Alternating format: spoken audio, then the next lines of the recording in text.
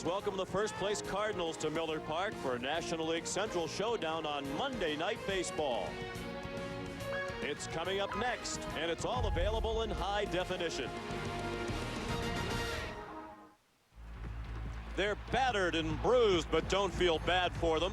They have the best record in the National League, the top pitching staff in baseball, a bona fide MVP candidate, outstanding defense, and a skipper with more wins than all but 3 other managers in the history of the game.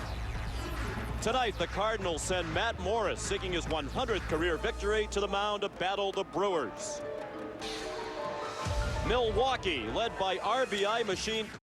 Monday Night Baseball on ESPN. Hello, everybody, and welcome to Milwaukee. I'm Sean McDonough along with Jeff Brantley. Delighted to have you with us. At 70-41, the St. Louis Cardinals continue to cruise right along. They have the best record in the National League. They're 10 games up in the National League Central, and it's been a terrific performance all the way around, particularly with the starting pitching. Well, it has been, and you started with Matt Morris. Even though Matt Morris is not the leader on this club as far as wins go, that would be Chris Carpenter. Matt Morris is a guy, when you think about him, it's guts and guile. I walked into the locker room just a few minutes ago. He looked like a sprinter getting ready to race on his race for the day. He looked like he was kicking his legs, pacing around the locker room. This guy is totally ready, and he's brought this staff together. When you bring a staff together like he has, a lot of the starters go down and watch each other warm up, give each other encouragement before the ball game. This club is together, and that's why they're playing so well. The Cardinals seem a lock for the playoffs despite playing much of this season recently without 4 key starters. Here in Milwaukee, they're starting to think playoffs. They haven't had a winning season since 1992, but yes. And here's Tony La Russa's lineup tonight, brought to you by L'Oreal Men's Expert. David Eckstein, yesterday's hero, is the shortstop leading off. John Rodriguez in left field, and Albert Pujols batting third. And once again, Jeff, very much a candidate for the batting title, now only 9 points behind Miguel Cabrera of Florida. Whenever you're an opposing pitcher and you pick someone out of the lineup that you do not want to let hurt you, this is the man that first comes to your mind. Even if you're pitching against a different team, you're still thinking about Albert Pujols if you're coming to St. Louis. This guy hits everything. Watched him in batting practice today, hit one off the scoreboard in this ballpark, which seemed like it was about 700 feet away on a line. This guy can flat out swing the bat regardless of who's standing on the mound. And he'll swing the bat against Victor Santos. Just 3-11 for the season. Ned Yost, their manager, says he's pitched better than the numbers, and you'd hope so because the numbers, particularly the one-loss record, aren't very good. The rest of it, not so bad. Well, when you look at Victor Santos, this is a guy that if you are 3-11, normally you would be jerked out of the rotation, but his ERA is not that bad. He hasn't pitched that bad. He's pitched deeper into ball games than what one would think at a 3-11 clip.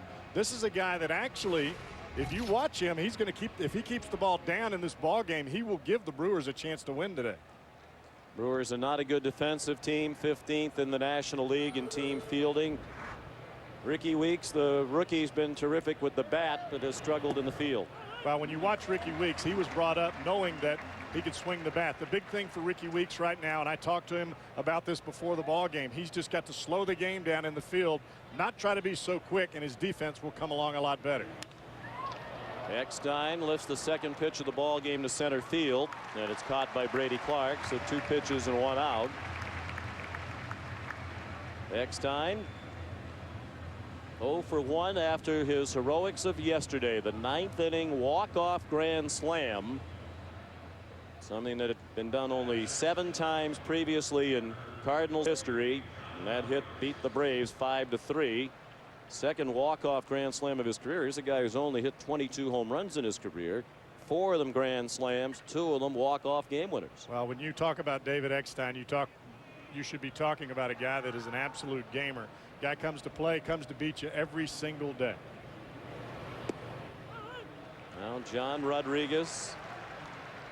J-Rod, as he writes on the back of his shoes.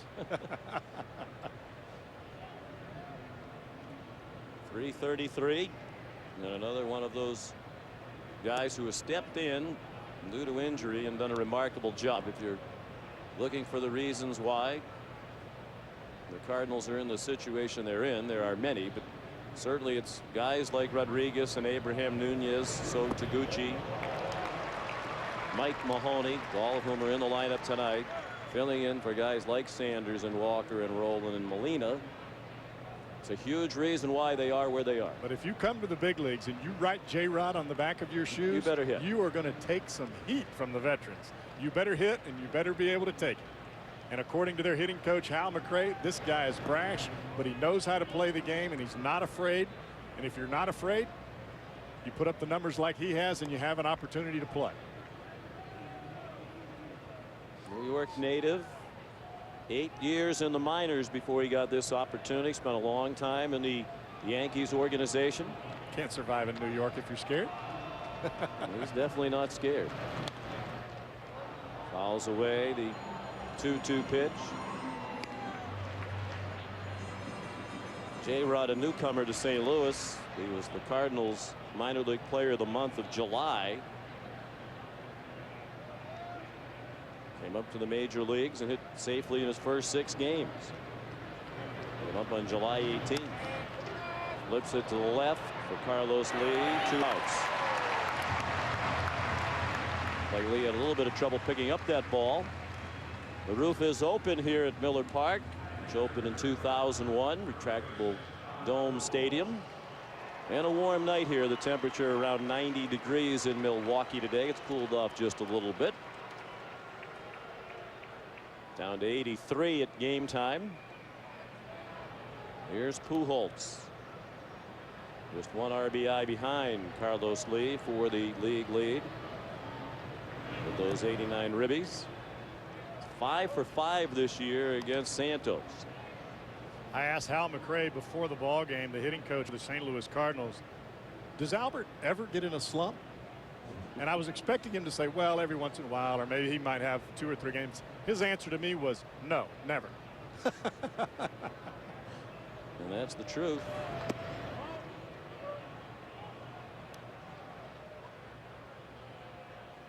You don't think Santos knows that he's that he hits that off of him? If he's 5 for 5 this year, I guarantee you he knows.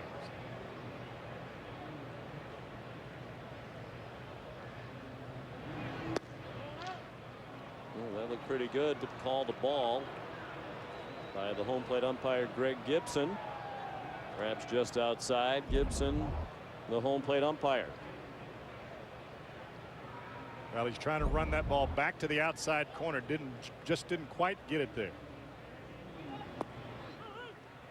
And there's a strike. Angel Hernandez umpiring at first tonight. Chad Fairchild, the second base umpire, and Tom Hallion will have the plays at third.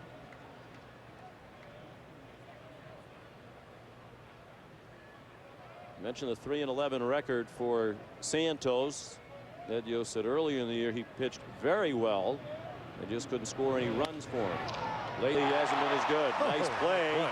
Diving backhand catch by Wes Helms to rob Pujols of a hit. And a 1-2-3 first inning after a half inning in Milwaukee. The Cardinals nothing, and the Brewers coming up.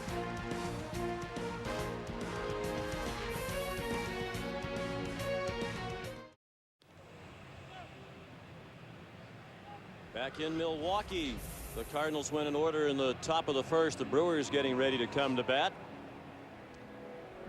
Their lineup is brought to you by L'Oreal Men's Expert. Milwaukee at 56 and 56 for the year. Brady Clark's been a terrific leadoff man. Ricky Weeks has been a host over Bailey, and then Jeff Jenkins, who over the last month has been the best hitter in Major League Baseball, hitting .415 since June 30th. Ned Yost said for a while Lee was carrying us. Lately it's been Jenkins. Well, you want to have different guys carry your ball club, but Jeff Jenkins is a guy that can carry your club all the time. The one thing that you have to watch with Jenkins is his tendency to overswing. As long as he stays within himself, he is totally fine. Talking to Butch Weiniger and Ned Yost before the ball game, as long as he stays inside the baseball, he hits the ball very well to all parts of the ballpark. Matt Morris facing Brady Clark. Morris 12-4 this year, 99 career wins, 17th on the Cardinals all-time wins list.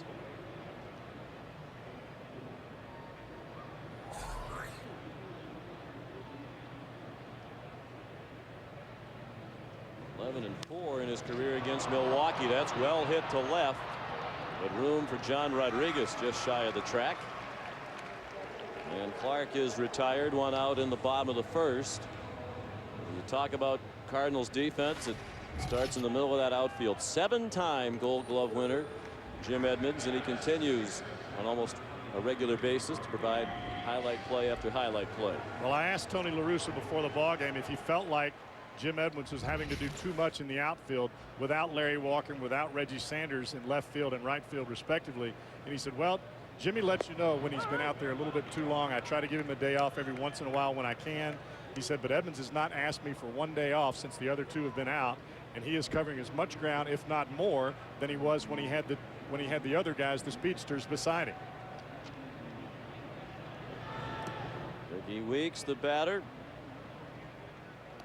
When One you ball and one strike the count. When you watch Ricky Weeks, he almost looks like a small version of Gary Sheffield, the way he flips the bat. And the reason that he does that is the same exact reason that Sheffield does, to try to slow himself down a little bit. He feels like he gets out too far too fast because he's being a little bit too aggressive. He's got to slow the game down a little bit, not only in the field but also at the plate. Seems to have overcome that at the plate, but in the infield he has 10 errors in just 50 ball games. Call it the Weeks waggle. He said he used to do it back in Little League and then got away from it, but has used it, as Jeff said, as a timing mechanism. Really does look a lot like Gary Sheffield. Well, they call it a timing mechanism as long as you're hitting the ball well. They take it away from you and they call it a hitch when you're not. Right now he's swinging it pretty good. Yeah, he is. Drove in both runs in their 2-0 win yesterday over Philadelphia that got them back to the 500 mark.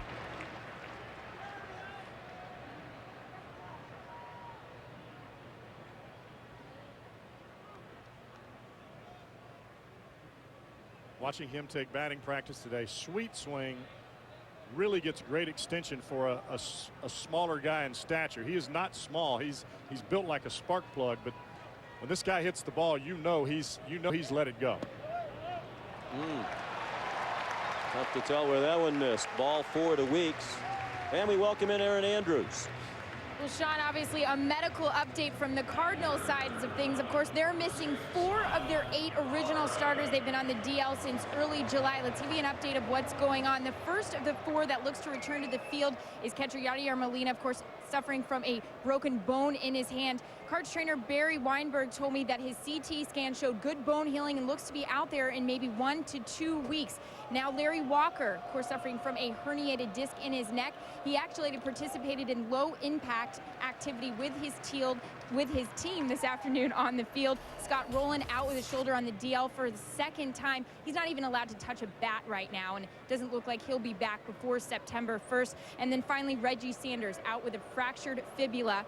Participated in low impact activity as well today, but again, training staff telling me it doesn't look like he'll be back before September 1st either. But good news with Molina coming back in 1 to 2 weeks, Sean.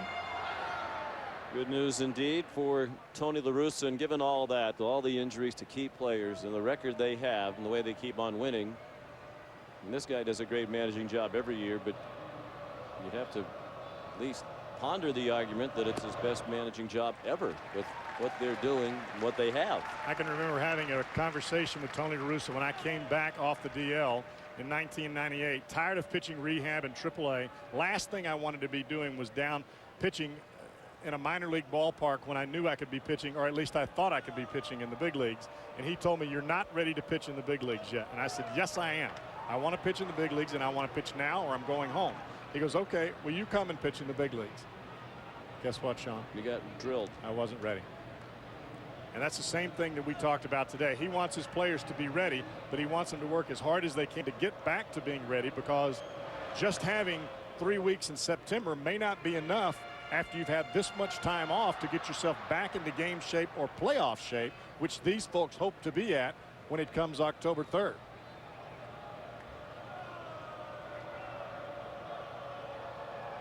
Three and one on Lyle Overbay. Had a 5-game hitting streak snapped yesterday, and that's ball 4. So back-to-back walks issued by Morris. The numbers would indicate over the last 3 starts Morris has labored, but talking with Tony La Russa before the game today, he had an interesting explanation for that. He said if anything, he might have been too confident. He felt like he was throwing the ball so well that maybe just didn't focus enough on particular pitches. He thought he could just throw anything up there and make them swing and miss or make an out, and he made a couple of mistakes. Tony said we have a lot of respect for this Milwaukee team. We know what they can do, and he was sure that Morris would have 100% focus and concentration tonight. He'll need it against Carlos Lee. Well, what Tony told me is they've tried everything that they could do to get an extra day for their starters throughout the season without skipping a starter, without doing anything that would break up the rotation. What they're going to do tomorrow is they're going to bring someone up from their AAA club or from the minor leagues to fill in a spot start to give these guys an extra day of rest. They play 30 out of 31 games in the month of August, and they want to make sure that their starters are ready when they get down to September and it's crunch time. They're the only team in the majors that has used only 5 starters this year. That will end tomorrow. Lee chopped it to short. He was thrown out by Eckstein. Now 2 men in scoring position.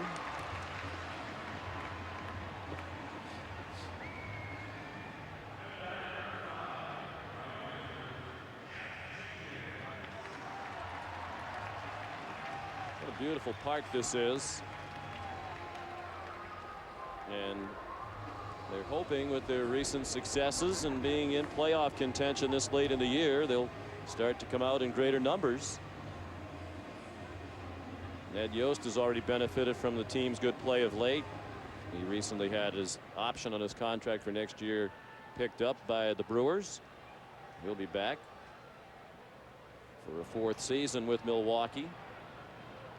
Well, Mahoney just went out to talk with Matt Morris, and I know the conversation had to be, do you want to face Jenkins or do you want to face Miller, who's on deck?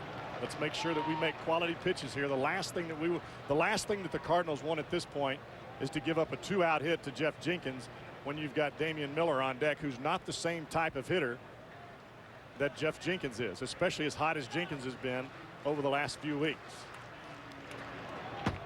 Fouled back.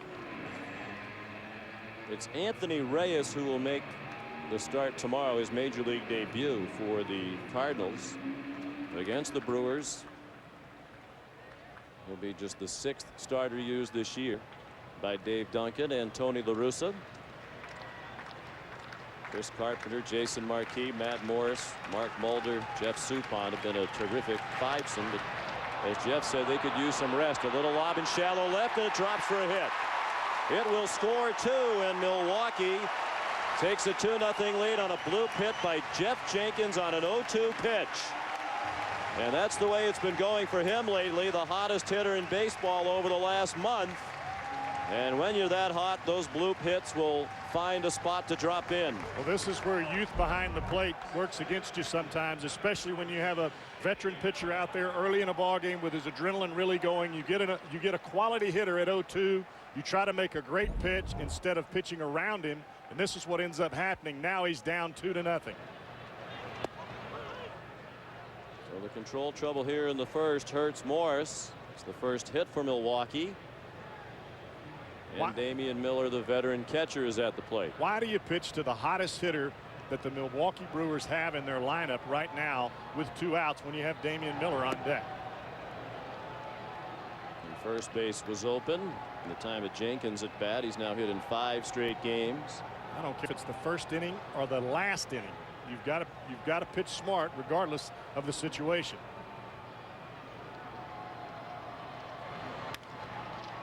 Grounded to second at Grzelcyk. He flipped to Eckstein to end the inning. 2 walks on a bloop hit, and the Brew Crew with 2 against Matt Morris.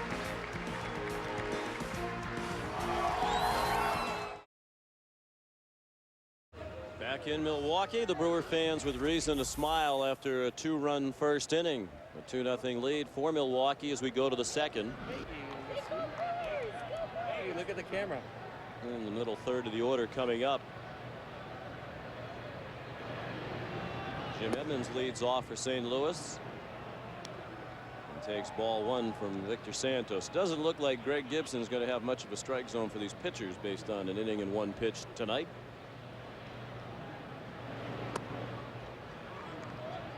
Well, you've got to believe that even with the 2 runs that Santos got early in this ball game, it's got to help him confidence-wise. Because facing a lineup like the St. Louis Cardinals, regardless of Reggie Sanders and Larry Walker being out, these guys can flat out swing the bat. And you've got to make sure that you make good pitches, especially early in the count. Edmonds with a deep drive to straightaway center field. And it is caught in the middle of the warning track by Brady Clark. One out in the second. Now it's Sports Center 30 at 30 update. We head back to the studio. Here's Dave Revson. Okay, Sean, Pro Bowl for the game, guys. All right, Dave, thank you. Perhaps Ty Law can go out and buy a suit now that he has the new contract. Wasn't exactly overdressed for his big arrival at Jets training camp today. You know, maybe that's a football thing. Mark Grzelcyk with a deep drive to left. Lee back on the warning track, and that one is gone. Number 7 for Grzelcyk. And the Brewers lead is cut to 2-1.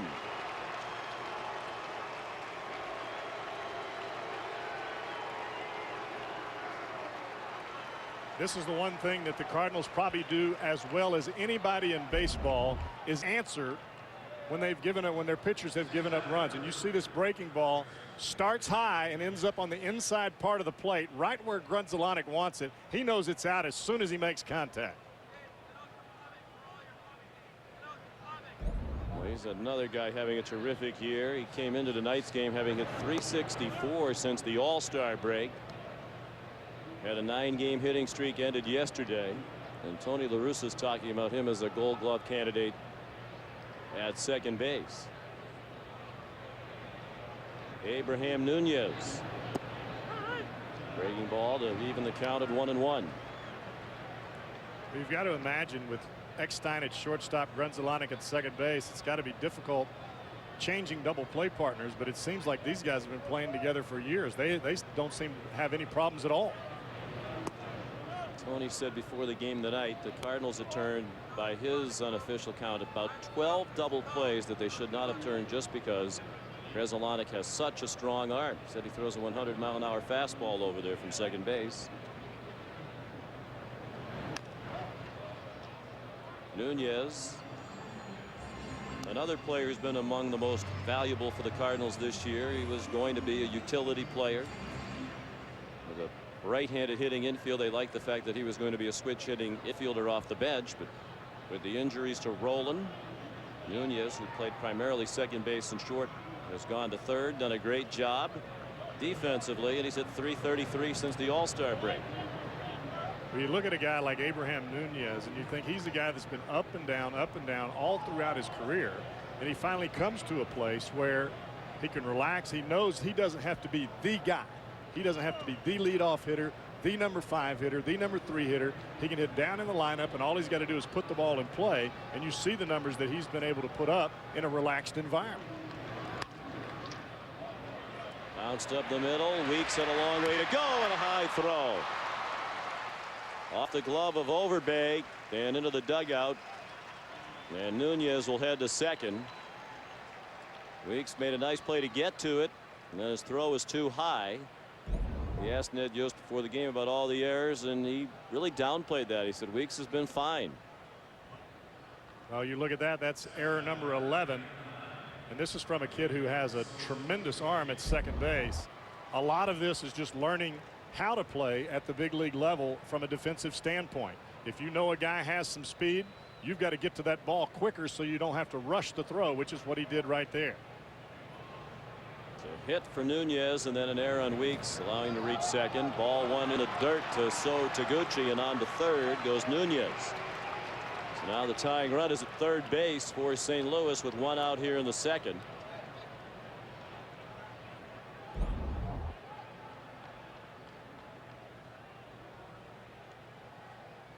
Breaking ball in the dirt there to Damian Miller. Looked like he got his glove crossed up.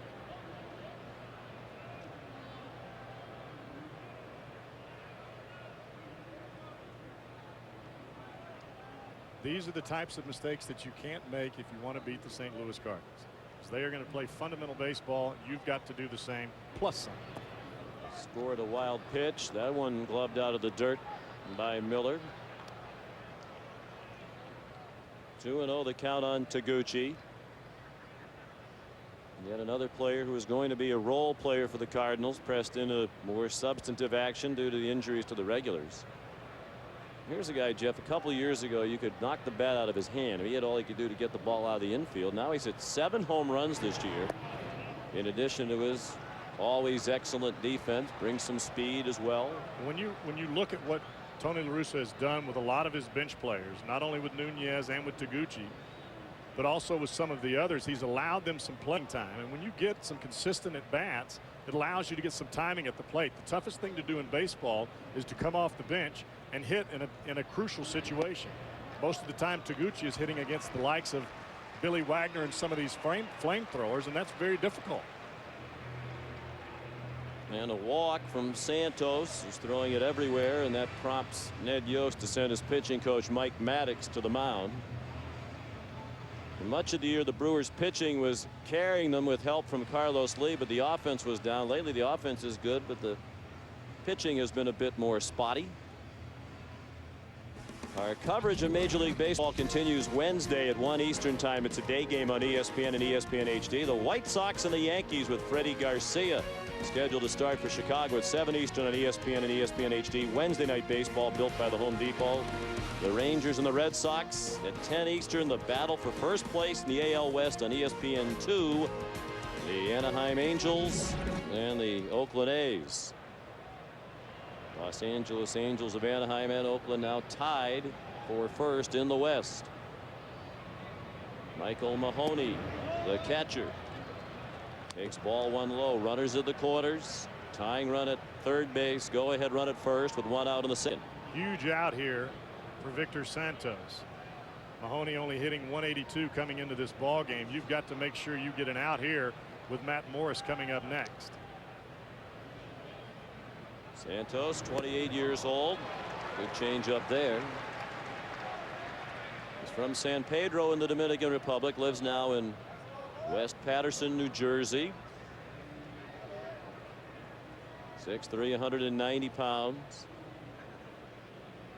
Married with 2 children. Graduated from Passaic High School in New Jersey.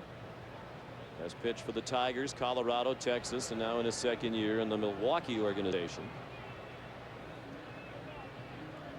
I think in this situation, if Santos can keep the ball down in the strike zone and make a quality pitch that's a strike and get a commitment from Mahoney, he can get himself a ground ball and get out of this inning with 1 pitch.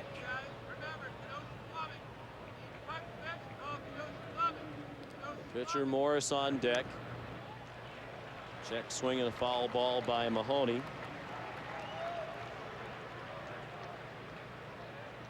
Mahoney's done an excellent job defensively.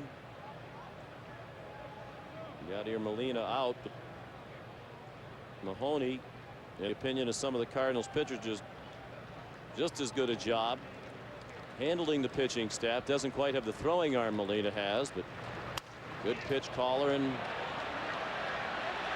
receiver. And there's that double play that Jeff said they could get. And it wasn't hit all that sharply, but Mahoney is slow, and they still had time to turn the 6-4-3 double play. Hardy to Weeks to Overbay, and the Brewers get out of the inning with the lead. It's 2-1 after 1.5 in Milwaukee. Back in Milwaukee, where the Brewers lead 2-1. Milwaukee turned a double play to get out of the top of the 2nd on a very close play at first. Mike Mahoney called out on the back end. Wes Helms beginning the Brewers 2nd against Matt Morris. 1-1 the count on Helms. Morris 2 walks and then a bloop hit to account for the 2 Milwaukee runs in the first. Helms for the most part has been a pinch hitter this year. Will Hall has seen time at third. Russell Branyan as well. I think that's the toughest thing for any manager, whether Tony La Russa or whether it's Ned Yost or whoever it may be, to get your bench players into the ball game and get them some type of consistent ABs so that they're not overmatched when they stand at home plate. Helms in there in part tonight because he has good career numbers. 5 for 17 against Morris, including a home run. Russell Branyan really is not able to play every day for Milwaukee. He's been bothered by a sore shoulder. Helm strikes out. First K of the night for Matt Morris. Fastball from Morris for strike one, slider for strike two, slider for strike three. Ball starts in the strike zone. You've got to commit to it as a hitter, and the ball just drops off the plate.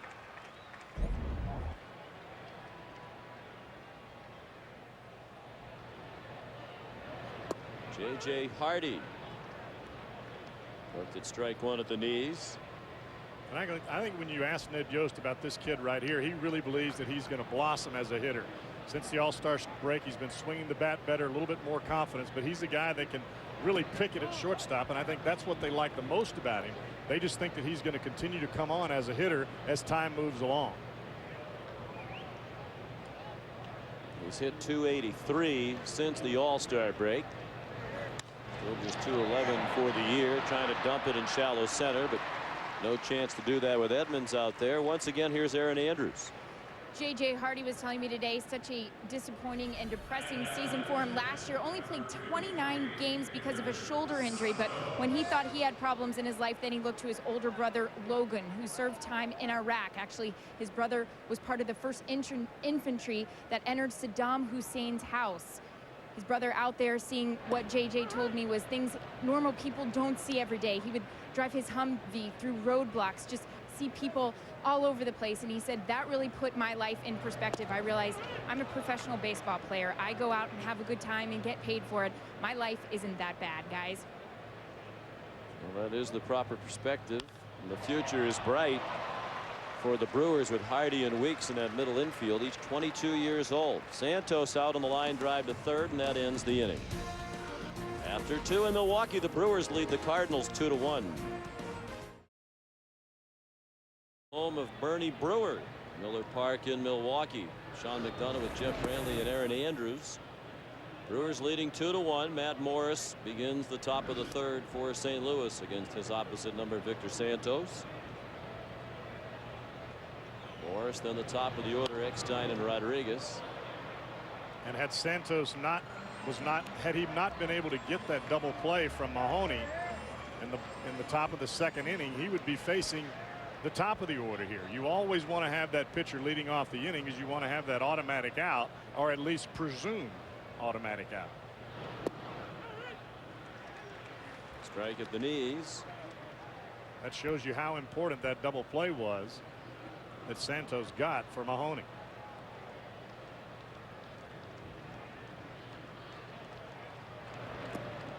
Swing and a miss for strike three. The first strikeout of the night for Victor Santos.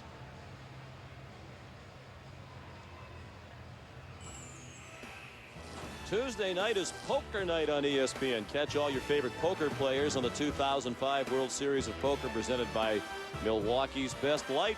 Appropriately enough, part of Poker Night on ESPN Tuesday at 10 Eastern Time. I got a pair of aces. What do you got? Well, I don't want to brag, but we just had our ESPN ABC Sports College Football Seminar down in Orlando last week. What are you telling me? No gamble. Tournament. Who won? You were sitting next to Sean Moneymaker, as I like to be called now. So maybe we need to play a little blackjack after the game. Oh, well, I'm more of a poker guy now. Matter of fact, the highlight of it for me, anything Jeff, that has to do with cards. The highlight of it for me was Brett Musburger going all in. And I win. And I said, you are looking live at your chips coming over to me, Brett Musburger. Oh, boy. Jose Akendo with the play in the third base coach's box for St. Louis. You know, they don't invite the real gamblers to those meetings.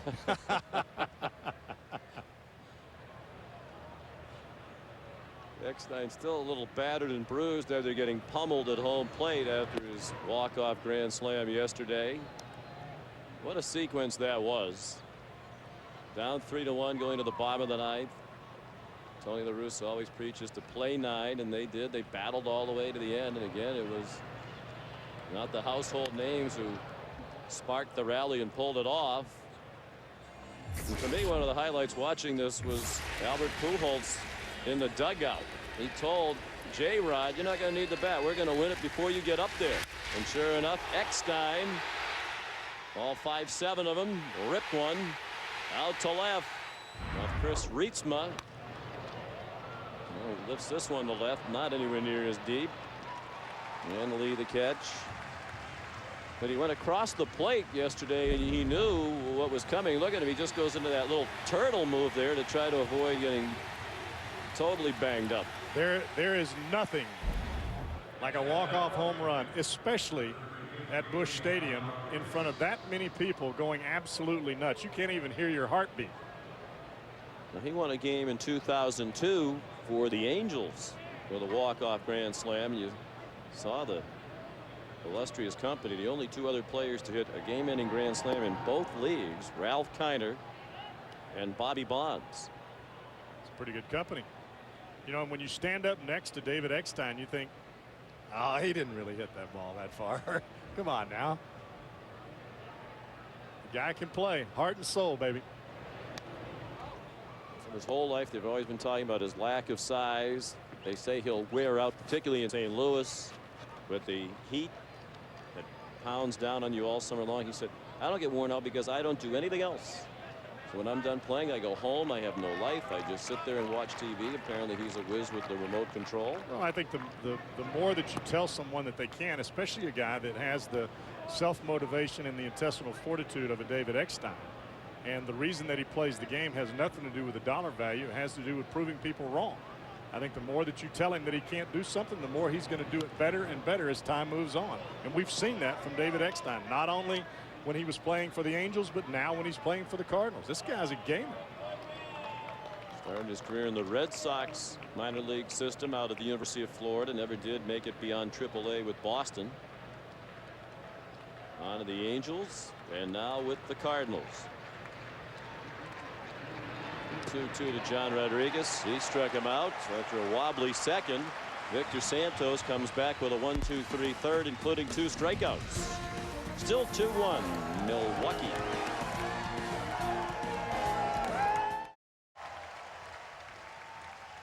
ESPN Monday Night Baseball from Milwaukee. Plenty of Cardinal fans here. Cardinals continue to pack them into Busch Stadium in their last year in that ballpark, and the new home next year. Brady Clark, the leadoff hitter, and he grounds to short to Eckstein on the first pitch. And you're going to see that. You're going to see that a lot from Brady Clark. He's grounded into quite a few double plays, and a lot of it is because he's so aggressive at the plate. The first pitch that he sees that he feels like he can make contact, he's going to take a swing at it. He is a first ball fastball hitter.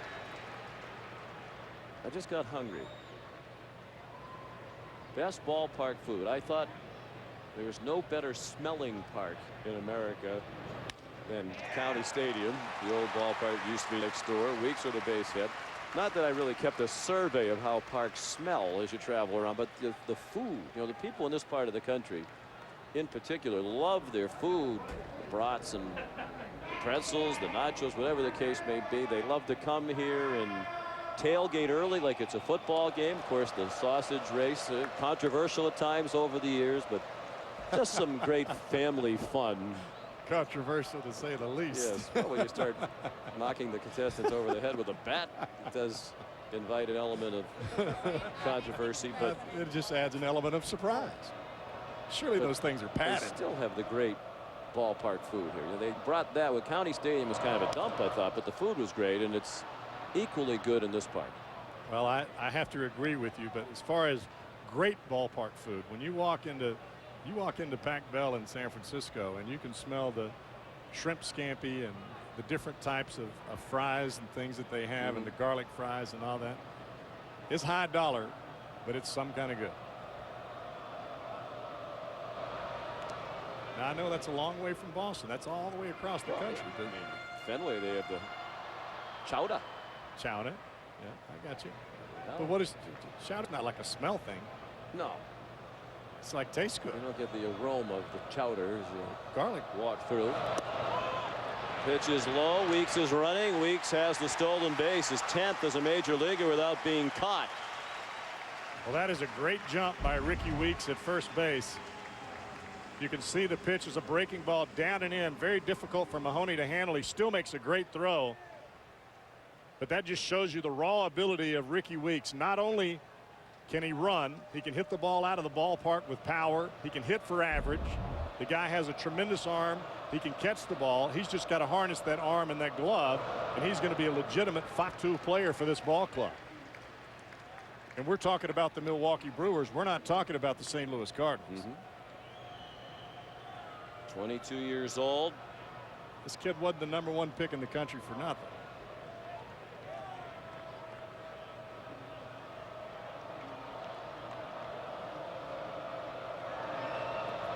And that was quite a career involvement because Weeks wasn't even drafted out of high school at Lake Brantley in Florida. Is that named after you? No, it is not. But I do know where it is. He got only 2 college scholarship offers. They weren't to perennial powers. One was to Southern, which he accepted. The other one to George Washington University. And I think a lot of that had to do with his size. When you look at Ricky Weeks, you're looking at a very muscular David Eckstein. You can almost see him back to back as Eckstein walks up behind him at second base. These guys are not too much taller, too much far apart as far as their height goes. But you can see that tremendous build on Ricky Weeks. That's why he has the power that he does. And I would say he goes along that chip on the shoulder block that David Eckstein has, continuing to prove people wrong. Overbay strikes out on a 3-2 pitch. Big strikeout for Morris, his second. Here's Dave Rebson. Okay, Sean, the Yankees doing some damage early against the White Sox and former Yank Orlando Hernandez. A-Rod, his 18th homer at Yankee Stadium this year. That is one shy of tying the single-season record for righties, held jointly by Gary Sheffield and Joe DiMaggio. The Yanks leading at 3-2, bottom of the 5th. All right, Dave, thank you. Here in Milwaukee, the Brewers lead 2-1. Carlos Lee, a pop-up playable for Nunez in foul ground. Milwaukee threatens but does not score in the third. After 3, 2-1 for the Brew Crew.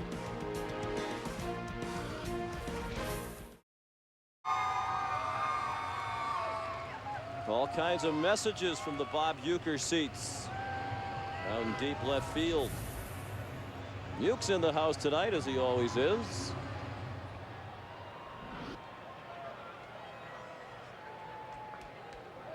Longtime broadcaster for the Brewers. Albert Pujols leads off and takes strike from Victor Santos.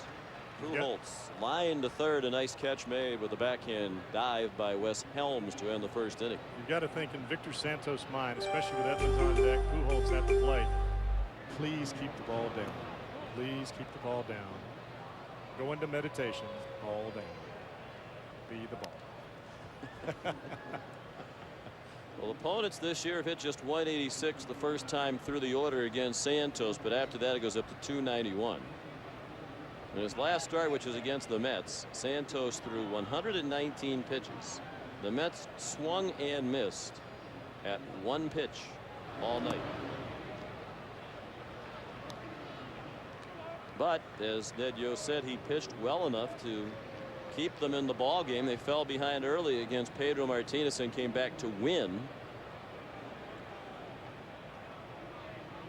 They came back from the road trip with the Mets and Philadelphia with a 4-2 record. That was an important trip for them to get back to 500.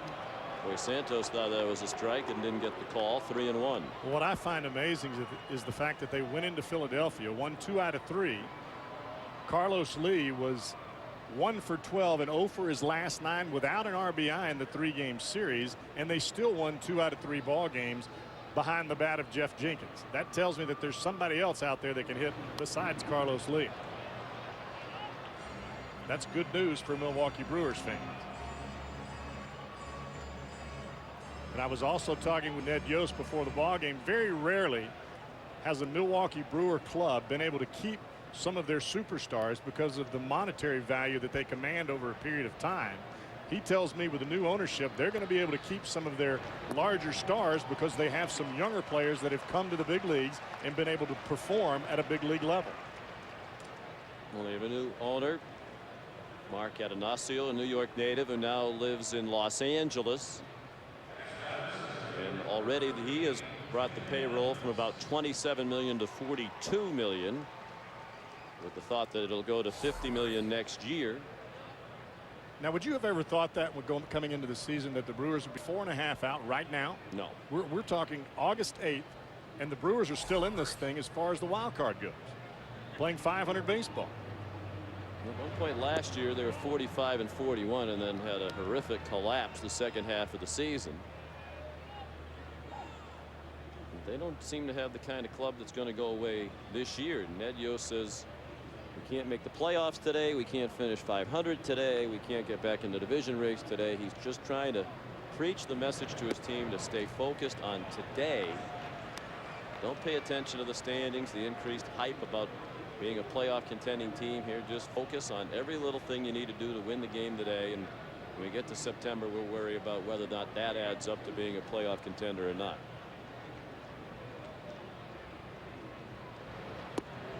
Matt said before the game today, championship teams are great at focusing. That's what he's trying to preach to this team: consistent focus. I think that's what you have to do as a manager to keep your club hot from getting too high on games that you win and from getting too low on games where you lose on a tough ball game. You've got to continue to go out day after day and plan on winning a ball game, not hoping to win, not wishing to win, planning on winning. And I think that's the whole change in this organization and the club that you see on the field. When you walked into the dugout 3 years ago on this ball club and you asked a player a question, the first thing they did was drop their head and say, well, you know, we're doing the best we can. Well, you know, you get a lot of people to do the best you can. They pay you to win in this game. We have a more talented team now than they've had in quite a while. Some young talent, some veteran talent. We've mentioned solid pitching, better than most would anticipate around the country. Edmonds takes a strike, 3-2. See if Tony La Russa has Pujols on the move with nobody out, and the payoff pitch upcoming after this. Well, this ball runs from the inside part of Edmonds' hands back over the inside corner. That's where you've got to pitch Jim Edmonds if you're going to get him out. If you pitch him out over the plate, he is going to absolutely annihilate you.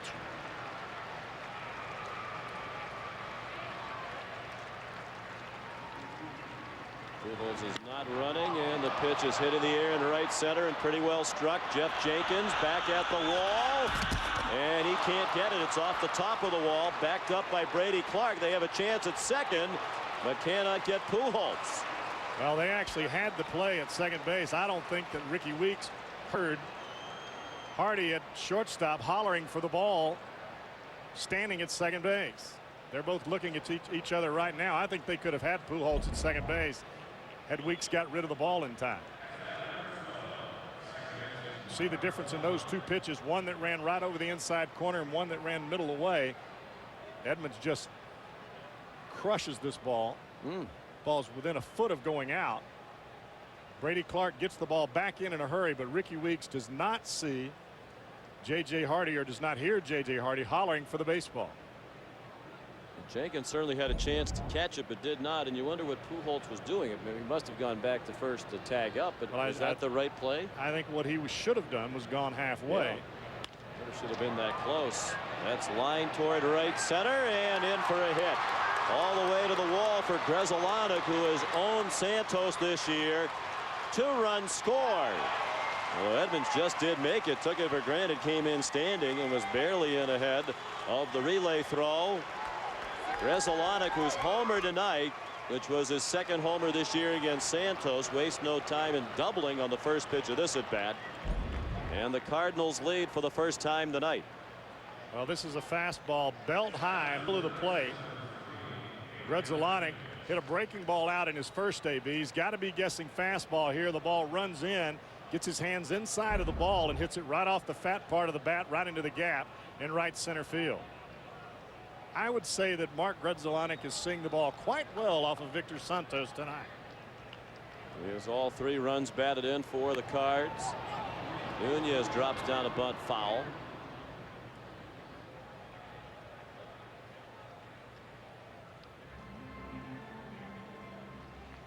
Well, Santos struggling again tonight. Ned Yost talks about how he's pitched better than the record, but as Bill Parcells says, you are what you are. You are 3-11. And there are some options now for Ned Yost, including Rick Helling, who has come up from the minors, has been working out of the bullpen, but he's thrown the ball well. And of course, earlier in his career, an effective starting pitcher.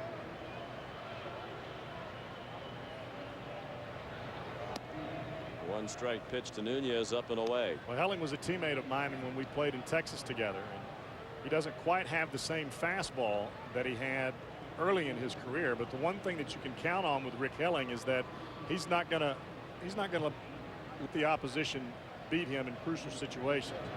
He throws strikes, he knows how to change speeds, and having a veteran presence out there on the mound besides Doug Davis and Ben Sheets could help this ball club down the line. You like Santos' stuff. You would like for him to get as much experience as you can. But when you have an opportunity and being 4.5 back of the wild card, every single game you play, regardless of who it's against, is very important. Nunez slaps it down to third. Helms took a look at the runner, realized he couldn't get there to tag Grzelcyk, so threw to first for the out. Now Grzelcyk is at third with one out. First out of the inning after the first three-man reach here in the fourth for St. Louis. This is a great swing by Abraham Nunez, just getting this ball, shooting it that way, ball down in the strike zone, trying to get that run in from second base. Helms does a great job getting on his belly and getting the ball into his glove, checking the runner, knows he can't go back to get Grzelcyk. He's already passed him and makes a nice throw to first base. And the infield in for Milwaukee, trying to keep it a one-run deficit.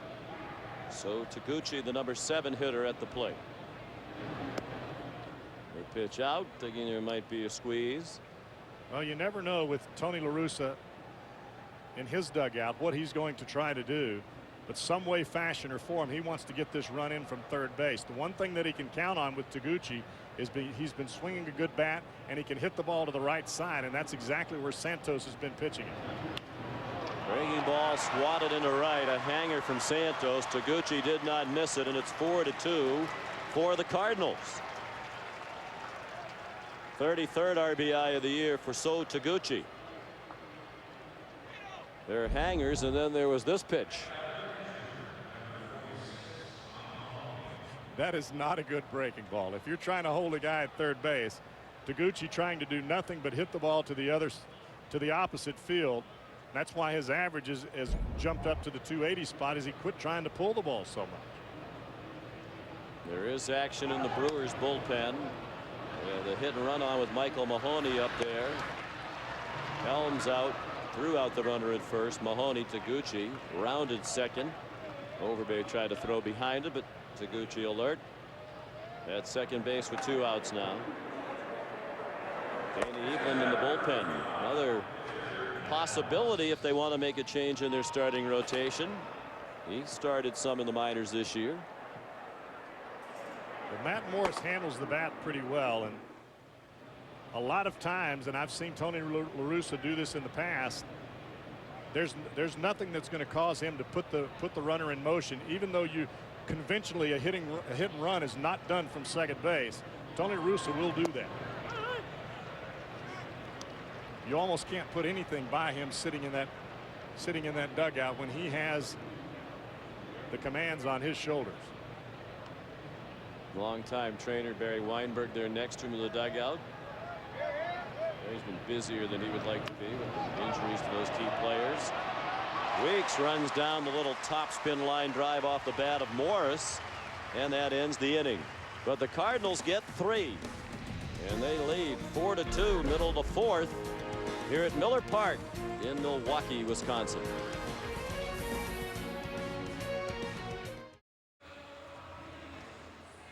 Sean McDonough, Jeff Brantley, Aaron Andrews, our producer Andy Reichwald, our director Doug Holmes, and our terrific ESPN Monday Night Baseball crew. Delighted to have you with us from Miller Park. St. Louis has taken the lead for the first time tonight with 3 runs in the top of the fourth. Matt Morris looking for career win number 100 And ball one, the Jeff Jenkins slip out of his hands. Jenkins a bloop single that knocked in the 2 Milwaukee runs with 2 outs in the first.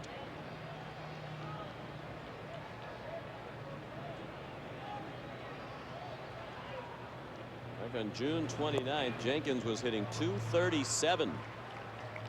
Since then, .415 entering tonight's action.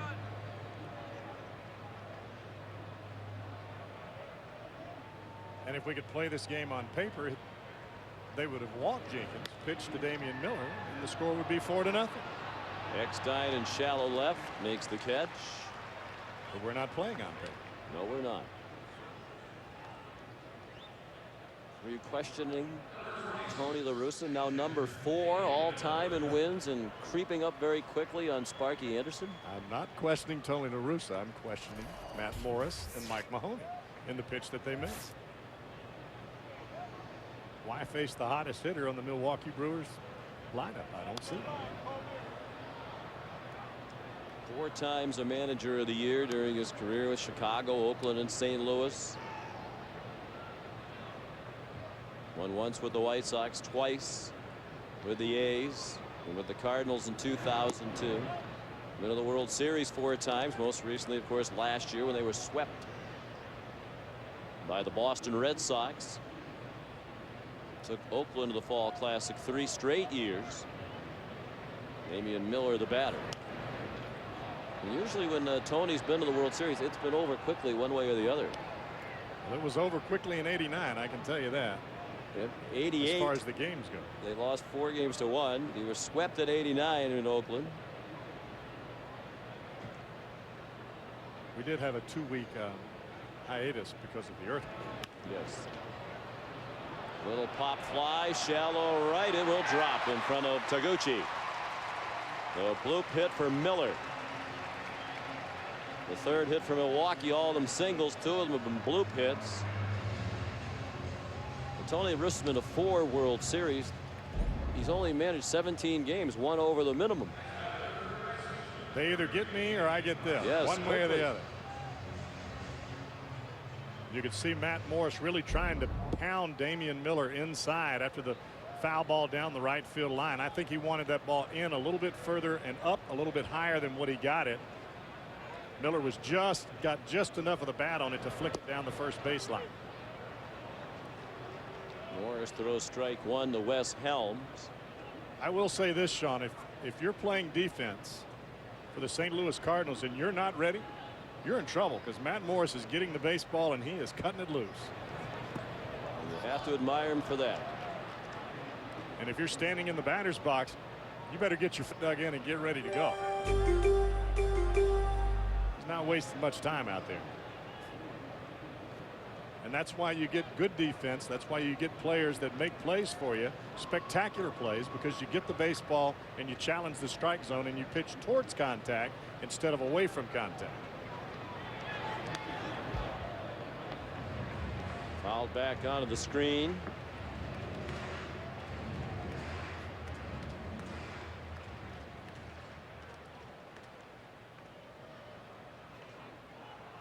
Typical good run sport again tonight for Morris. 4 runs in 4 innings. Giving him 6.5 per game. Best run scorer in the National League. Banged in the left on a hit for Helms. Back-to-back hits. Now the tying run is aboard for Milwaukee. The go-ahead run will come to the plate with J.J. Hardy to hit next. You know, there's always been a quandary about why one guy on the staff doesn't get the runs that other guys get. Why is it me that goes out there every time and I don't get any runs? I pitch just as good as everybody else and I don't get any runs. They don't like you? I don't know. I'm searching for explanations. I think a lot of it has to do with the way that you carry yourself. I think a lot of it has to do with your expectation of what you expect from the ball club. Really? Do you think? You don't think it's just coincidence or luck that it turns out that way? Some guys are the hard luck pitcher. I don't believe in luck. Really? Luck is garbage. So if I'm a hitter, how I fare at the plate is in some way going to be impacted by how I feel about the starting pitcher on my own team that night? I think a lot of it has to do with that, and I think that over a period of time Roger Clemens early this season was a guy that was probably as hard luck as anybody in the game as far as getting runs. That has changed dramatically over a period of time, and that's why the Houston Astros. Or what happened? Well, I think what ends up happening is you create your own atmosphere. You continue to go out there and pitch well, and you keep grinding and grinding and grinding. Sooner or later, the guys are going to pick you up. You go out there and you start feeling sorry for yourself. Well, the guys just don't play well for me. Well, guess what? They're not going to play well for you at all for the rest of the year. You don't feel sorry for yourself in this game. Very interesting theory. 3-1 on J.J. Hardy. The pitcher due next. Fisted foul. And the second deck on the first base side. And a full count. 4 runs on 5 hits for St. Louis. 2 runs, 4 hits, and an error for Milwaukee. Evelyn in the bullpen again. Have to think there's a strong chance they would hit for Santos due next. And that loads the bases. There'll be a pinch hitter after we check in with Dave Revson. Thank you, Dave. Here in Milwaukee, the Brewer fans making noise. Chance to tie it up and take the lead right here. Bases loaded, 1 out. Dave Duncan, the pitching coach, out at the mound. And there is going to be a hitter for Victor Santos. He will not qualify for a win no matter what happens here, since he didn't go the requisite 5 innings. Well, this is very unusual for Matt Morris. Very rarely do you see him throw this many balls in a ball game. 3 walks in a game. Can't see it. That's his season high. This guy's a strike machine, unlike Victor Santos.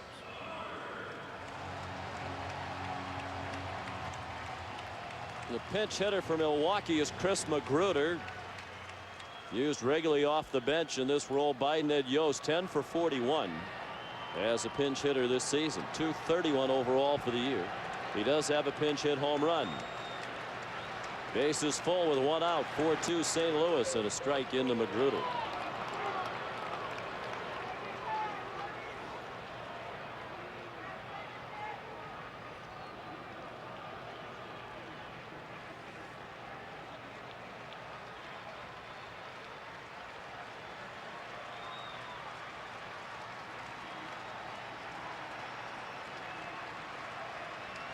For his last 4 as a pinch hitter. Backdoor breaking ball, stayed outside.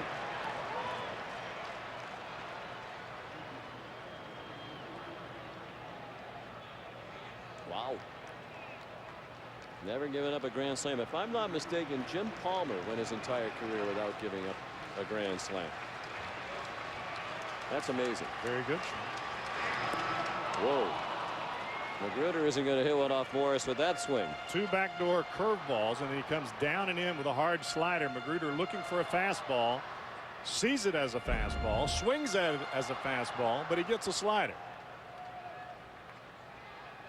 Not going to hit that one.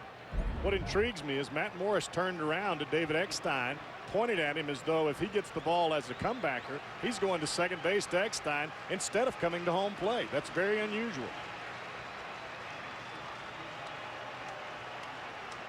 Brady Clark on deck. The 1-2 to Magruder. Hit slowly to first. Pujols will come to the plate, and they get the out at home. Good stretch by Mahoney. The crowd didn't like the call, but we had a pretty good view of it from right behind the plate, and he clearly maintained contact with the plate while fielding the throw.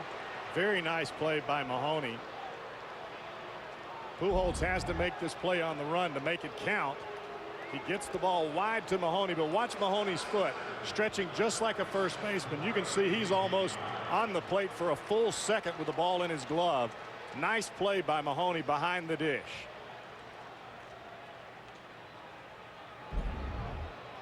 So it'll be up to Brady Clark.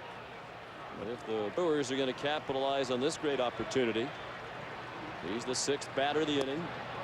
0 for 2 tonight.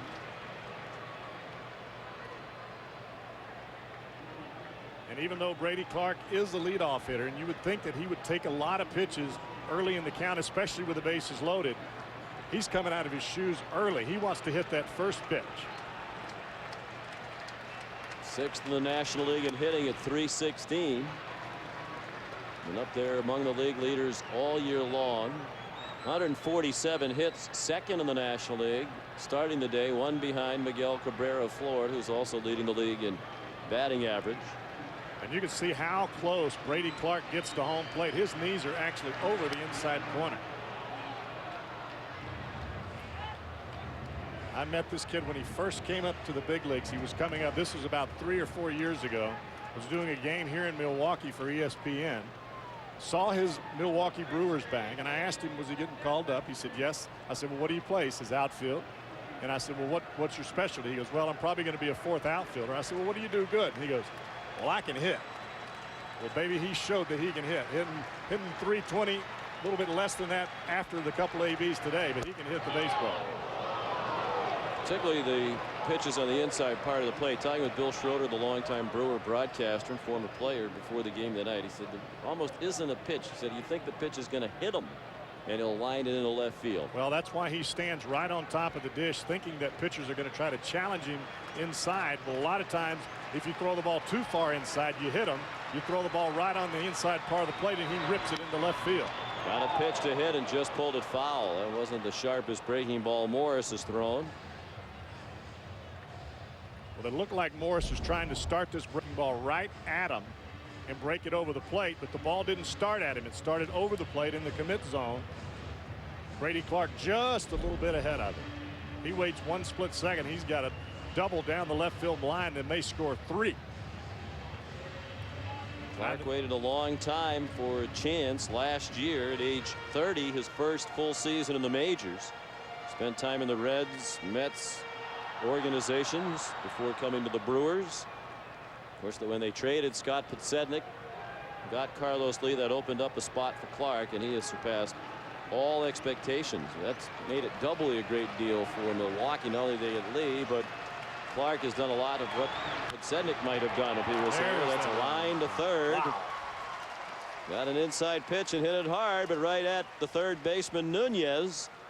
And the Brewers leave the bases loaded. They've stranded 5.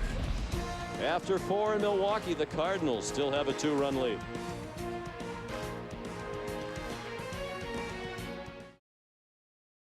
I just want to be remembered as somebody that went out and played hard and did their job and was good for the game. At the wall. The competition, putting your body on the line, the roar of the crowd, all those things make you want to go out there and do the best you can. Single, double, triple. Deep to right field. Goodbye, Jim Evans. I live for this. Catch Major League Baseball all season long on ESPN. Don't miss it. On to the 5th inning here in Milwaukee. The Cardinals leading the Brewers 4-2 in game 1 of this 3-game series. Monday Night Baseball presented by L'Oreal Men's Expert. And we get a look at another youngster for the Brewers, 21-year-old lefty Dana Eveland, making his 9th appearance since coming up from the minors. He was 10-4 this year at Double-A Huntsville, where he was a starter. Well, I think this just shows you what the Brewers are trying to do, giving their young players a chance to perform in the big leagues.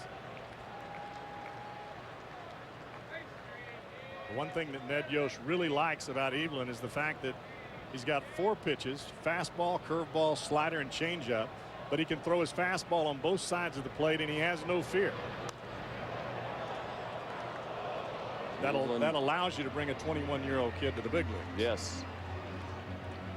Lack of fear is definitely a good thing.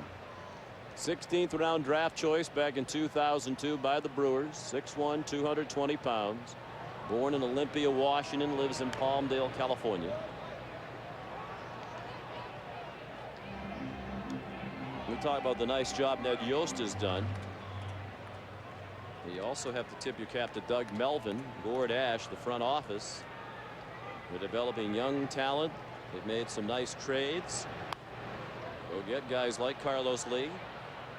And this is a team that you just sense, after 12 years now of they're coming, being below 500, They're coming, and they're coming quickly. Well, when you have guys that are teachers, not only Ned Yost, but also a guy like Mike Maddox, who can take some of these younger pitchers and instill some confidence in them, you have good stuff. Throw the ball over the plate. Use your pitches on both sides of the plate.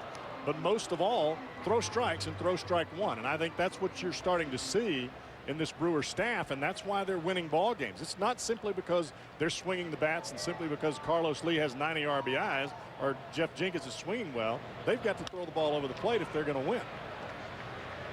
Next guy in the second. Weeks threw him out. Time now for another Sports Center 30 at 30 update. Once again, here's Dave.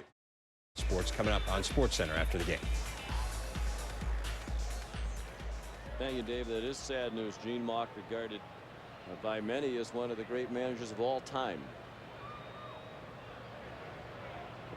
John Rodriguez, the batter, slashing one out of play, and he's quickly in an 0-2 hole. This is exactly what you want from your relievers when they come into the ball game, regardless of who they're facing. Throw the ball over the plate, make the hitter swing the bat. And he made quick work. Or did Rodriguez get a piece of it? Yes, he did. So he's still alive. Fastball in. He fouls off down the left field line. Comes back with that sharp breaking ball right there. I think I might bring him up too, 21 or not.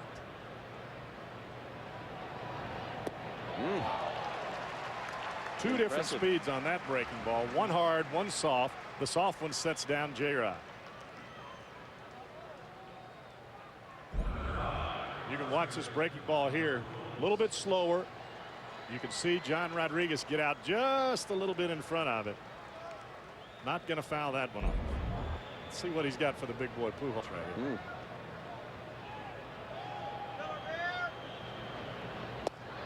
Starts him with a fastball for a strike. Albert is lined to third. He walked, leading off. Did we say no fear? No fear. Walked leading off the fourth and scored. That's been a recurring problem for Santos.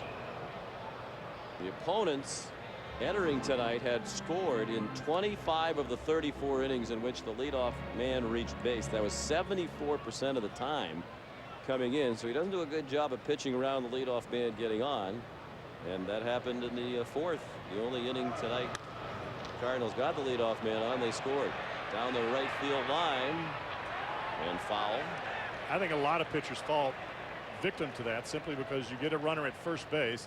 You try to make too good of pitches instead of just making a pitch down in the strike zone to get a ground ball. He did it once with Mahoney early in the ball game, but in the fourth inning he didn't do it at all. Every ball was up in the strike zone and just got pounded.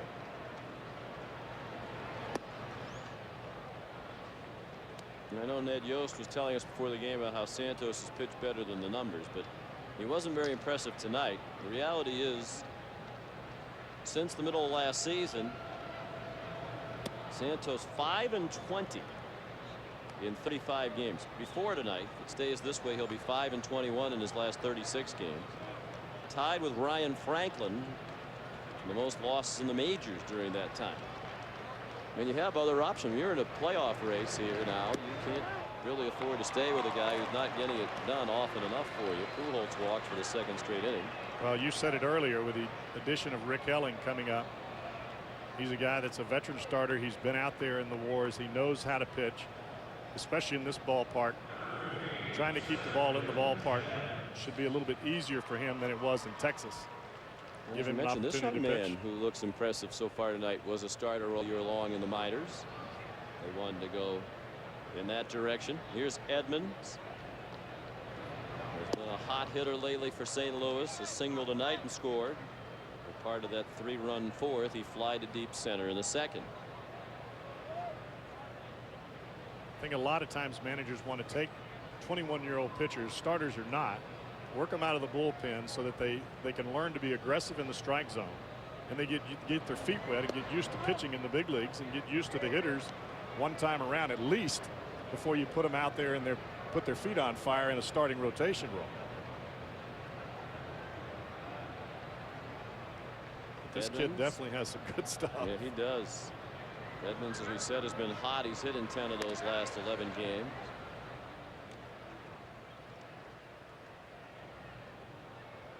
Now this year tinkering with his swing.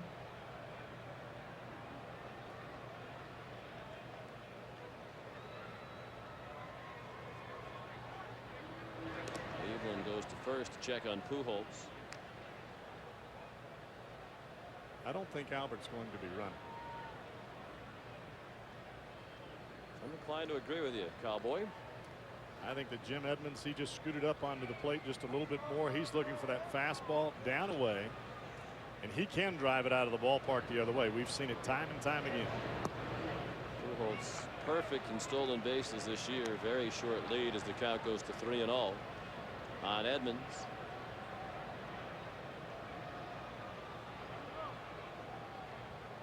Two outs, a runner at first in the top of the fifth. St. Louis trying to add to a 4-2 lead.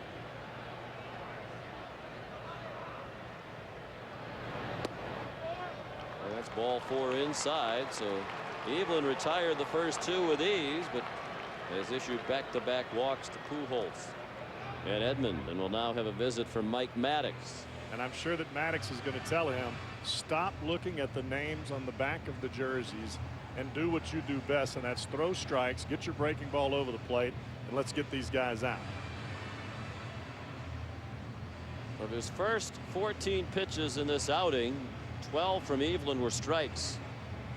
Last 7 pitches have all been balls. Santos, the starter, went 4 innings. He allowed 4 runs, all earned on 5 hits. He walked 2, struck out 2, threw a wild pitch, gave up a home run, and threw 69 pitches. And the biggest problem for him was this man, Mark Zolonic, with a solo homer to left in the second, had a 2-run double to right center in the fourth. Well, he has 3 of their 4 runs batted in tonight. Had the first 3.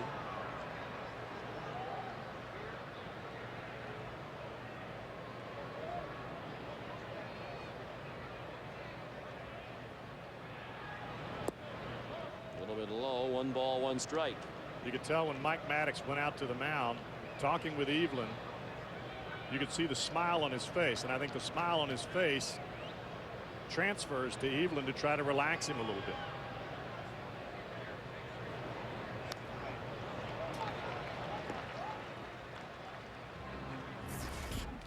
Red Zolonic early in this ball game.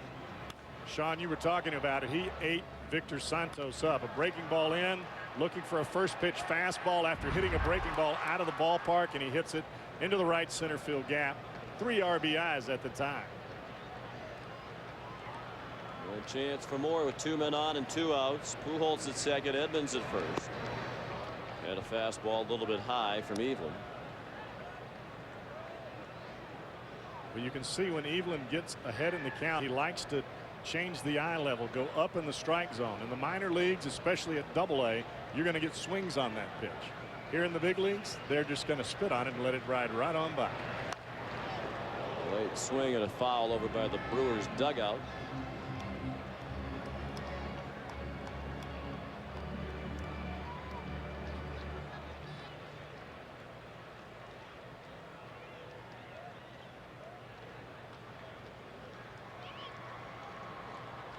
Breaking ball down and in. Let's see what we got right here. Tried to get it there. Well, didn't quite, and Grzelcyk flipped it out of play to the right. Well, after you have a hitter chase a high fastball that's up and away from him, you already changed their eye level. The best thing that you can do, especially when you're throwing against an opposite hitting batter, lefty against righty, as we see here, best pitch you could throw would be down and in. Slider down and in, fastball down and in. And another 2-2. Nice play by Evelyn on a hopper back to the mound. The wildness does not hurt the 21-year-old lefty. Middle of the fifth in Milwaukee, still 4-2 for the Cardinals.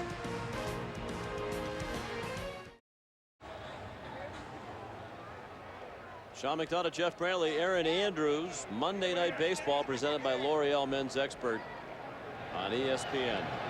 From Miller Park, where the Cardinals lead 4-2. And that breaking ball from Morris hit Ricky Weeks. First pitch of the inning.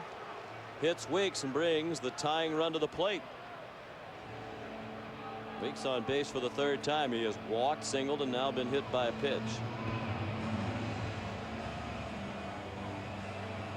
Well, that was one of the bigger breaking balls that Matt Morris tries to use. He throws that pitch and the slider. That ball just didn't have any break at all. It just spun in the strike zone. Ricky Weeks is going to stay in there as long as he possibly can, especially when you know it's a breaking ball, to try to keep your hands back. Couldn't get himself out of the way. Weeks has been hit 10 times now in 52 games as a major leaguer.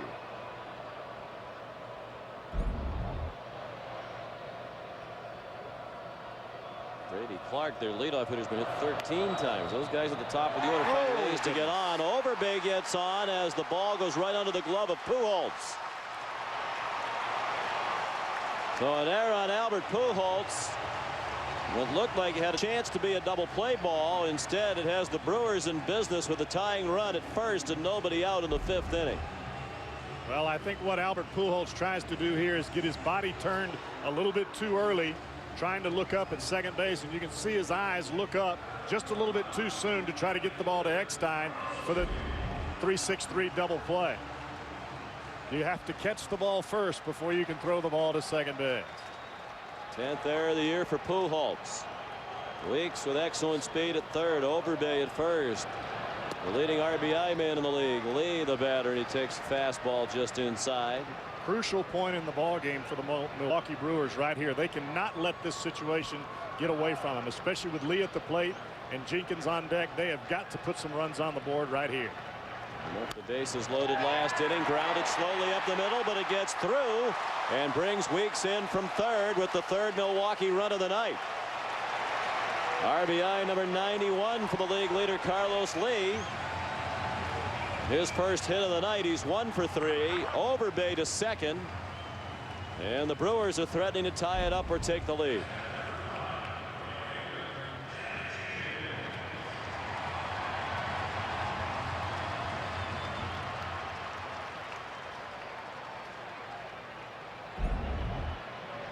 Lee has been slumping, but that was a timely hit for the Brewers. Here's their hottest hitter, Jeff Jenkins.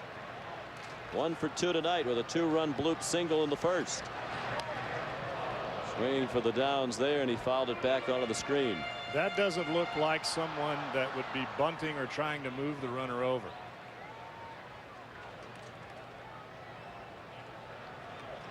And as hot as Jeff Jenkins has been, no outs or not, I'm letting him swing for the downs.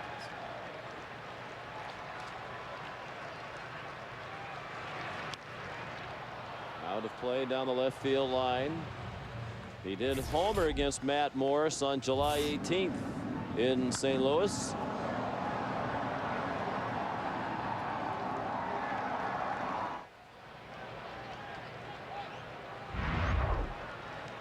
When you hit the ball over Jim Edmonds' head, you have hit it a long way. Jenkins in the 0-2 hole. Backdoor breaking ball just missed. Damian Miller to follow.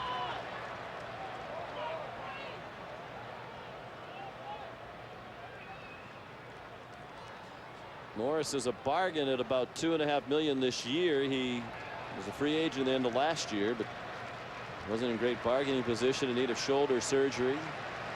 I think about a $10 million pay cut from last year to this. He'll definitely break the bank in free agency at the end of this year. Jenkins didn't like the call. A huge strikeout for Morris for the first out of the inning. His 3rd strikeout of the night. Well, the first breaking ball that he throws at 0-2 is just kind of lazy. This ball is a little bit harder and a little bit sharper. Ball looks outside, but doesn't matter how it looked. If it's called a 3rd strike, you're out.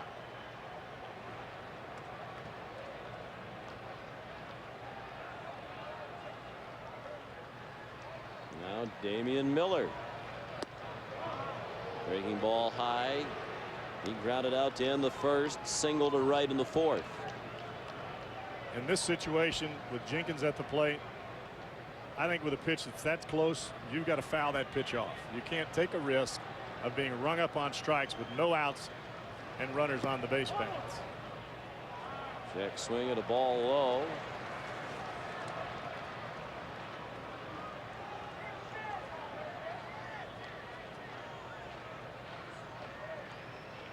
When you get 2 strikes, you can't be looking for a ball that you can drive. You've got to be looking for a ball that you can put in play to advance the runners.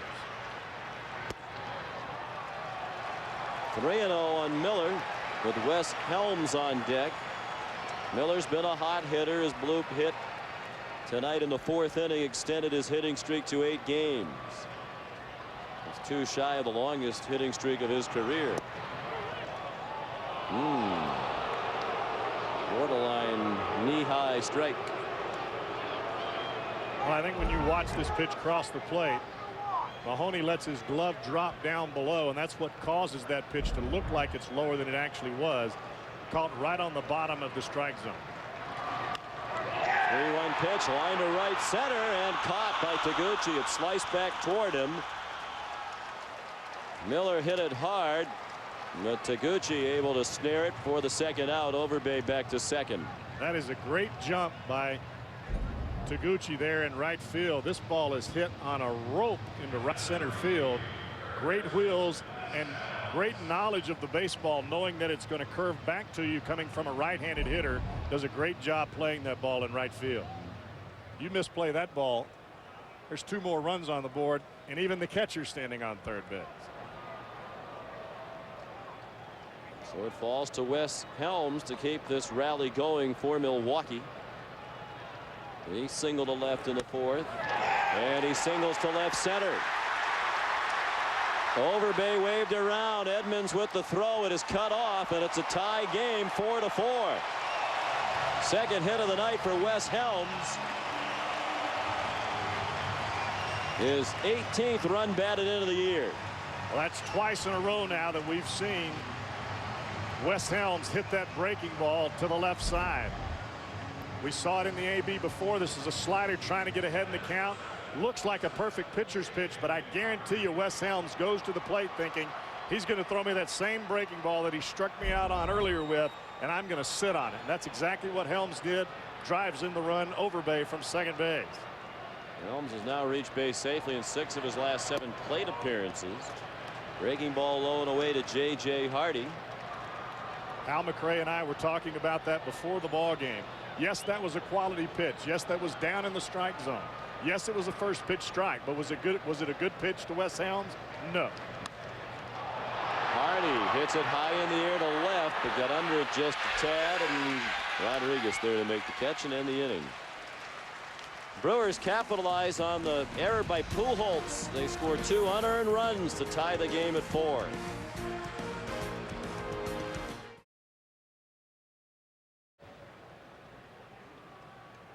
Matt Morris has watched the 2-run lead evaporate as he goes for career win number 100. 1 day shy of his 31st birthday. Abraham Nunez will try to help them get the lead back. Takes a strike from Dana Evelyn. Nunez 1 for 2, an infield hit in the 2nd against the starter Victor Santos. 6, 7, and 8 hitters for Tony La Russa. Nunez, then Taguchi and Mahoney. Well, ultimately, if you're Ned Yost in this situation, you would like for Evelyn to stay out there until the Brewers can put up 1 more run. Then you get Matt Wise and Derek Turnbow into the ballgame. That's your key to winning right there. Both of those guys, both right-handed, have pitched extremely well out of the in part of the ballgame.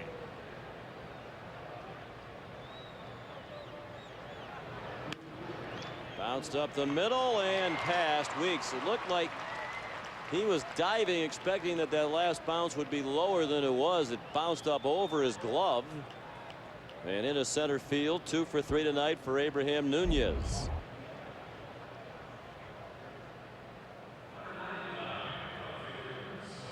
The lead man on for St. Louis. With more on Ned Yost, here's Aaron. Well, Sean, Ned Yost wearing the number 3. Why? Because he's used to be very good friends with Dale Earnhardt. Actually, during the '94 strike, Ned Yost got to be a member of his pit crew. I asked him today, what was your title? He said, I was a hydration engineer. Thinking to myself, wow, what'd you do with the cars?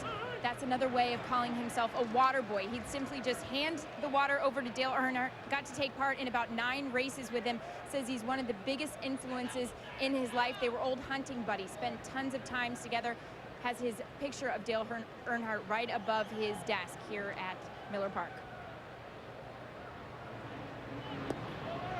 Hydration engineer. I don't think I've quite heard it called that before. It's the water boy. Unique term. Yeah, good guy, Ned Yost.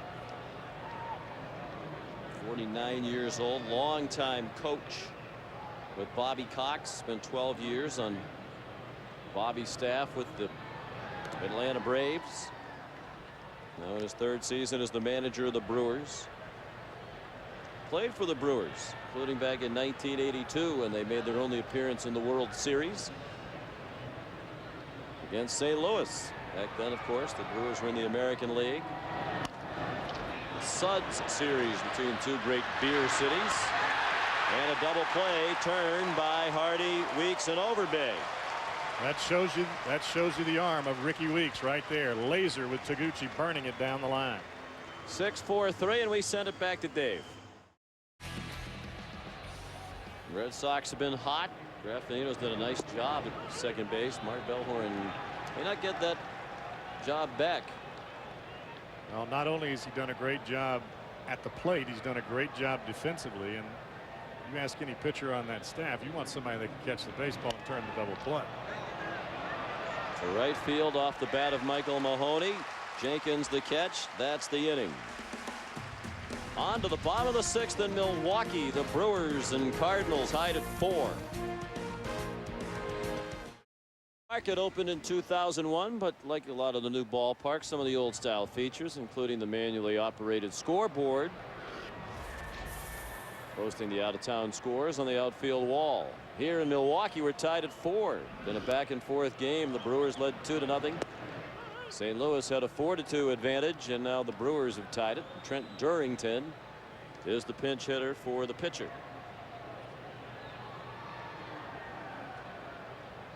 Durrington's been up just 8 times with 3 hits. He broke his bat and rolled it the next time he threw him out. 1 out in the 6th inning. It's ESPN Monday Night Baseball presented by L'Oreal Men's Expert.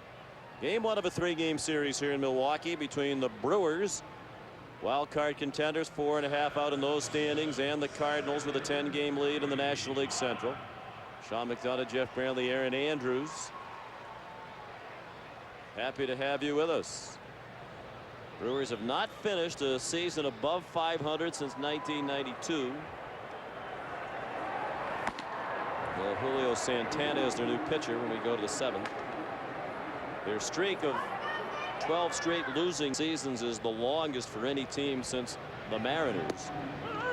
They had 14 years in a row, a losing record in their first 14 years of existence, 1977 through 90. The Pittsburgh Pirates also have a current streak of 12 straight losing seasons. They're likelier to see that one continue, I think, than the Brewers. You don't want to be on this list, especially with the Clippers. Not to pile on the Clippers, but when you think of futility in professional sports, they're pretty high up on the thought process. Well, the problem that you have in that situation is if you're losing continually for over a decade, for goodness sakes, who wants to come play for you? Why would any free agent want to come play someplace where you've lost 12 years in a row? Something's up. Something stinks there. Well, we stink, and we're not going to pay you. So we'd really love you to come play for us anyway. The answer is no. But as we mentioned, they're improving the payroll. They're doing a good job of developing talent. Not only guys like Weeks and Hardy, who we've seen tonight, but Cecil Fielder's son, Prince Fielder, is a first baseman. Well, he's having a big year in the minors. Most people think he'll be here with those other 2 youngsters next year. Makes Lyle Overbay expendable in the offseason. Well, when he came up during the interleague play, he played very well. Clark rolled it down to third. Nunez got it there in time. A rare offer for Clark. He's 0 for 4 tonight. 2 outs in the 6th. Here's Aaron. Ricky Weeks, J.J. Hardy, Sean, have been nicknamed by the Brewers clubhouse Frick and Frat. Apparently the two cannot be separated, always coming to the park together, going out to restaurants together, going to practice together. J.J. Hardy telling me today it's been very helpful for the both of them to get acclimated to the big leagues when you have somebody the same age as you going through the same experiences. Also, Ed Yost saying that Carlos Lee has had a lot to do with these younger players doing so well this year. He's really taken them under his wing, Sean. A good veteran presence on the club is Lee. Well, I think any time that your up the middle combo can spend as much time as they can together, it's very, very similar to the pitcher-catcher relationship. These guys have got to live with each other day in and day out. They've got to know exactly where they're going to move, why they're going to move to a certain position, and all of this is instinct. It's got to be done within a split second when you're turning double plays. And the better that you know the person, the more that you know about them, the more you're going to be able to turn those plays and make good plays out of them. Weeks in the 0-2 hole. Been on base 3 times tonight. Walked and scored in the first. Singled, stole second in the third. Hit by a pitch and scored last inning. If you notice from Matt Morris, he's gone away from that loopy curveball and stayed with his sharp slider. It's getting late in the ball game. You don't want to get beat with that one. Weeks strikes out with 1-2-3 inning for Morris. Oh, it's our favorite part of the night here in Milwaukee. The sausage race. We'll tell you what happened. Hopefully they'll all survive unscathed when we come back. That was a great call. They were moving.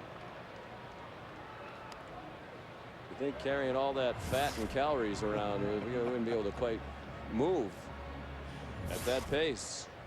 Julio Santana, the new pitcher, in for the 37th time this year. And Hector Luna batting for the pitcher Morris. So he's going to earn his 100th win. He's going to get it right now. They need to score right now in this inning. Luna then the top of the order, Eckstein and Rodriguez. Luna's been up 38 times with 10 hits, 3 for 10 as a pinch hitter. Nice job done by Dana Evelyn. 2 innings of scoreless relief for Milwaukee. Santana has a tremendous arm, throws a lot of strikes. As long as he keeps the ball down, he's fine. Get the ball up, ball goes out of the ballpark.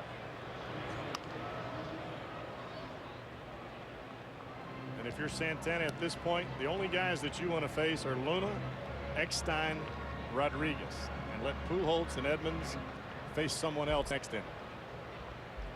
Saw Randy Flores warming up in the bullpen. He will likely be the new pitcher for St. Louis when we go to the bottom of the 7th. Evelyn gave up 1 hit and 2 walks in his 2 scoreless innings of relief. He struck out 1. 95-mile-an-hour sinking fastball, 88-mile-an-hour slider from Santana.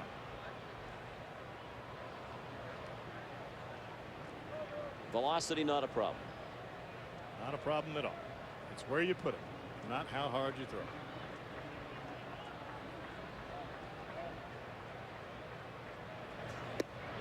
He blew it right by Luna. Luna eclipsed for the first out of the inning. Here's Aaron. Well, Sean, we've talked about it all season long. Probably the most inspiring story in baseball. That's of David Eckstein and his family and the disease, the hereditary disease they suffer from that destroys kidney functions. Now, luckily, David and his brother tested negative for this disease. However, both of his sisters and his other brother have already had to have kidney transplants. His father is actually will undergo a kidney transplant on August 19th. They're getting the kidney from a very good friend. Recently, his sister Christine had said she never wants David to give his kidney up to her sons, because the fact that he is out there playing baseball every day, hitting grand slams to win the game, is what their family lives for. So guys, like we said, so inspiring, this story about David Eckstein and his family. And it's so appropriate that you say, Aaron, that the grand slam that won the game yesterday came on Oregon Donation Awareness Day at Busch Stadium. And the meaning of that was not lost on Eckstein as well. He touched home plate. Wild celebration from the Cardinals. And that was big. You know, they're comfortably ahead in the Central, barring a total collapse. They're going to win the division, return to the playoffs. But that was the difference between being 6.5 games ahead of Atlanta or 4.5 for the best record in the National League. I think it also shows you the respect that these players have on the St. Louis club for a guy that goes out there like Eckstein. They know the troubles that his family suffers, and they know that the day that this happened on, well, what a tremendous moment for a guy to be able to hit a home run, knowing that what his family's history is in the kidney problem area, and he hits a grand slam to win the game on Organ Awareness Day. And you know he was thinking about it the whole game long. Had to be. Full count now. And this guy doesn't have the power of Pujols now. He's 5'7".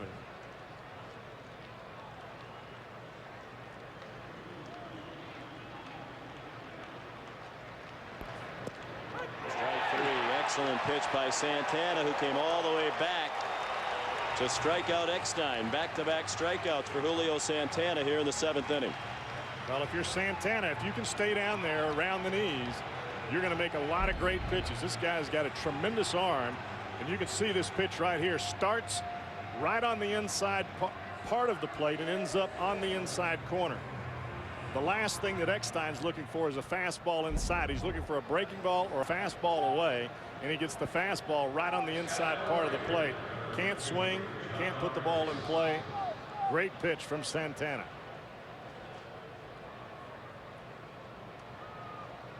A rare strikeout for Eckstein. Third hardest man in the league to strike out. 30th time all year he's whiffed in 423 at bats.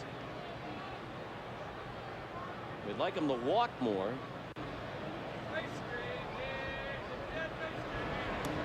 Walked 44 times this year. John Rodriguez 0 for 3 with 2 strikeouts. Well, you can see how far Rodriguez was ahead of that first pitch from Santana after watching a 95-mile-an-hour fastball inside to Eckstein strike him out. Santana comes back with a changeup on the first pitch to Rodriguez, and he was way out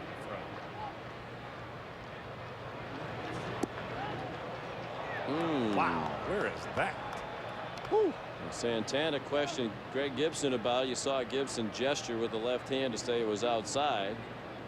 He didn't like being questioned by Santana. Tell you what, that's a strike.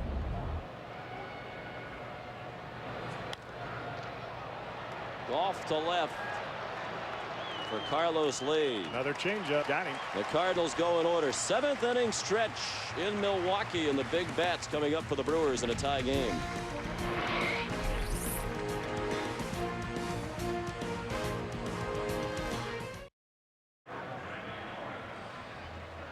Well, it's 4-4 here. Bottom of the 7th inning. The Brewers have got the big boys coming up. Overbay, Lee, and Jenkins. New pitcher. Randy Flores takes over for Matt Morris. 6 strong innings, allowed 2 unearned runs in the 5th that allowed this game to be tied up. Takes him out of his category of whether he's going to win or lose. It's all up to Flores now. Part of the best bullpen in the National League. Facing Lyle Overbay. Overbay has scored twice. He has walked, and he reached on that big error by Pujols that led to the 2 unearned runs against Morris in the 5th. Lyle struck out in the 3rd. Morris 6 innings, 4 runs allowed, 2 earned. He walked 3 and struck out 4. He gave up 6 hits. Hit a batter who will not earn win number 100 of his career tonight. Flores wanted to have that pitch inside a little bit more than what he got. Trying to work that slider away from Overbay as we saw him swing at the first 2, swing right through it. If you're going to set him up for the slider away, you've got to get the fastball on the inside part of the plate, not over the middle of the plate. Fastball over the middle of the plate sets up nothing.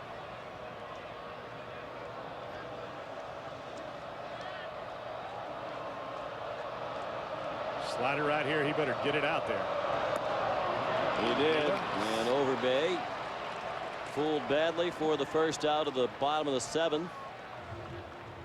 Friends, we remind you can watch your team's out-of-market games live from anywhere. Log on to ESPN.com for MLB.TV. Live Major League Baseball right to your desktop. Get the most baseball available anywhere live online. Log on to ESPN.com and sign up for MLB.TV. Never miss a game again. There's Carlos Lee. That's been a big story lately in St. Louis, talking about missing games. After more than 50 years on one of the most powerful and well-known radio stations in the country, KMOX, the Cardinals will be leaving to move to another station in St. Louis, which they are buying 50% of. It's a much better financial deal, but well, if they don't do better in San Francisco with KNBR, they might be leaving there. Talk about some comments that were made by a sportscaster against the Caribbean players and against manager Felipe Alou. Wow. Calling Felipe Alou a head of cream of wheat, if I'm not mistaken. He said his mind had become cream of wheat. Talking about Larry Krueger, a talk show host on KNBR in San Francisco. The Giants flagship station, on a post-game show, made some comments that angered Felipe Alou and many others, including the manager's son, Moises Alou. Among what Krueger said after a game, he couldn't watch the brand of baseball the Giants were playing, called it awful, pathetic, said it was an old team that'll be worse 2 years from now. Brain dead Caribbean hitters hacking at slop nightly, and you have a manager in Felipe whose mind has turned to cream of wheat. Felipe was much more bothered by what he thought was the slur of Caribbean hitters than he was at the suggestion that his mind has turned to mush. You know, the funny thing about that, and Moises Alou alluded to this in his comments, is that when you're a Latino ball player coming to the United States and you don't speak English fluently, you're automatically, people think that you're dumb. Well, I've been in this opposite position going into a Caribbean environment, not speaking any Spanish at all, and not only did the people that I was around think that I was not intelligent, I didn't feel intelligent. I couldn't speak English. I couldn't read the menu. I couldn't order any food. I didn't know how to get a cab. I didn't know how to count the money. I mean, well, what do you do? You know, there is no process by which you can teach somebody overnight, hey, speak English or I'm not going to talk to you. It doesn't happen. Lazy fly to left. John Rodriguez the catch. Well, there'll be much more on this story, and it's been lingering for several days now. Much more on Outside the Lines tonight, and among the guests will be Felipe Alou, and we're told that in an interview that has already been taped, among other things, Felipe Alou called Larry Krueger, the talk show host, a messenger of Satan. So apparently he hasn't calmed down at all. So I want to hear the apology that apparently Krueger was prepared to offer. I think that as a Latin ball player, especially with the experience that Felipe Alou has, and also with his son Moises Alou, they've been in this country a long time playing baseball and done very well at it. Not only Felipe, but his brothers, and they have played in that San Francisco area. And to be able to be a talk show host and to be able to throw out those kind of comments to a guy that has done the job that Felipe has and his son Moises, and to raise a son like Moises, who is not only a tremendous ball player but also a tremendous individual both on and off the field. I think that's a comment that should have never been made. I know both of those guys, and I know the kind of people that they are. A very strong religious person is Felipe and his son Moises, and you don't just throw those comments out there and lump people into groups and racist groups, especially this day and age. You can't do that. You have to have knowledge of the environment. You have to have knowledge of why people fail. Caribbean hitters, doesn't matter whether they're Caribbean or not. Well, hitters fail a lot. I would ask you this, though. Do you think that Caribbean hitters have the reputation of being free swingers more than, say, their counterparts from other parts of the world? Well, I think that it's sometimes the old saying has been you can't walk off the island. So let's swing the bat. If you want to hit, you don't have 100 walks and somebody come draft you. If you want to play baseball, you hit the ball over the fence. Well, that makes a little bit of sense to me. But the thing about it is you don't say that somebody's got a cream of wheat head. That's ridiculous. You can't play this game. Felipe least from well, what we are told. You cannot play this game unless you have some semblance of intelligence. It's too difficult. Jenkins strikes out. Flores a 1-2-3 inning with 2 strikeouts. Much more on that story on Outside the Lines tonight. Based on what we've heard, you probably don't want to miss it.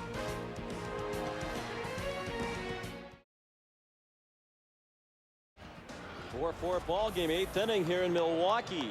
Matt Wise armed one of the best changeups in baseball in to try to keep it a tie game as he has to contend with Pujols, Edmonds, and Grzelcyk. And I think at this point, if you're Ned Yost, you have got to have Matt Wise in this ball game to face these next 3 hitters, as dangerous as they come from the Cardinals side. Ball and a strike on Pujols. 155 opponent's batting average against. Outstanding.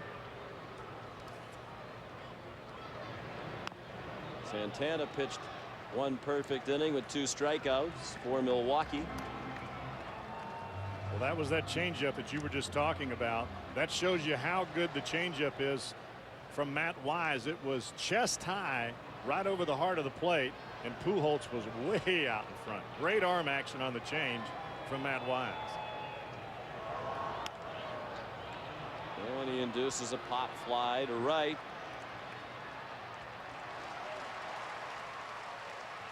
Jenkins the catch. Pujols now 0 for 2 with 2 walks. Let's take a look at the game track brought to you by Wagner. Grzelcyk, the hitting star of the night. He's driven in 3 of the 4 St. Louis runs, including a homer. Jeff Jenkins started the scoring with a 2-run bloop single in the first. And the Brewers pen. These are 2 of the best bullpens in baseball, and both sides doing the job so far tonight. Grzelcyk will hit after Edmonds, who takes the ball wide. Jim has flied to center, single to right, and scored and walked.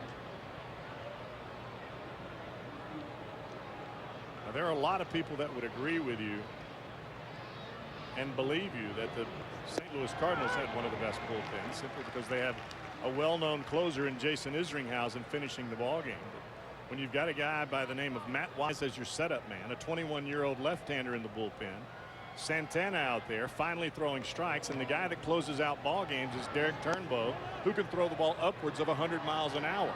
Not too many people that know those names, but yet they get the job done, and that's why this club is where they are in the standings, and why they have a chance to finish above 500 and a legitimate shot to actually get into the playoffs. 3-1 now on Edmonds. There's Turnbow letting that powerful right arm loose. That guy has an absolute electric fastball. You can already see the closer mentality kicking in. Well, that's ball 4 inside. So 1-out walk. The 5th walk yielded by Brewers pitching. They're only 4.5 games behind the Astros in the wild card standings, but one of the problems is 5 teams ahead of them. Well, the one advantage that they have over the National League East with the Nationals, the Phillies, the Marlins, the Mets, they are all going to be beating each other up. The Brewers have an opportunity to better themselves and move up in the standings because they actually have the opportunity to play the Astros more than the teams that are in the National League East. A balk called against Wise. So Edmonds represents the go-ahead run at second base now. First balk committed this year by Wise. And Ned Yost is coming out to question the home plate umpire Greg Gibson about it. Well, I think what Ned Yost wants to know is exactly what happened or what Greg Gibson saw, because Ned Yost obviously didn't see it from the dugout.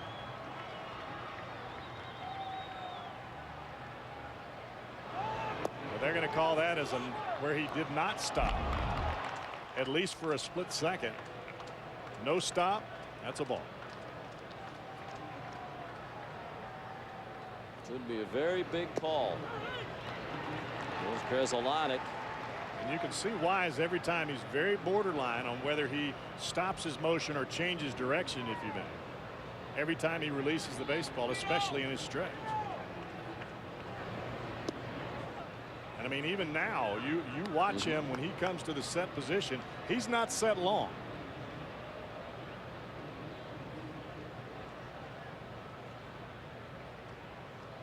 Wise Wise, 28 years old, a Californian from Southern California, lives in Yorba Linda. Pitch for the Angels right down the road from where he grew up.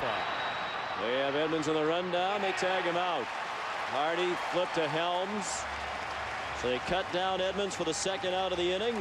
And Grzelcyk safe at first on a fielder's choice. I think Edmonds in this situation really thought the ball was going to get into left field, trying to get a jump. But the cardinal rule is if the ball is in front of you, you don't run to third base. You stop, make sure that the shortstop throws the ball across, then you take that chance at third. Edmonds caught looking. Not a good situation for him right there. Not a good situation for the Cardinals. It is the cardinal rule. It's also the rule for all other teams. I knew you were going to throw that out there. Abraham Nunez 2 for 3. Kind of a typical performance for Nunez. In the absence of Scott Rowland.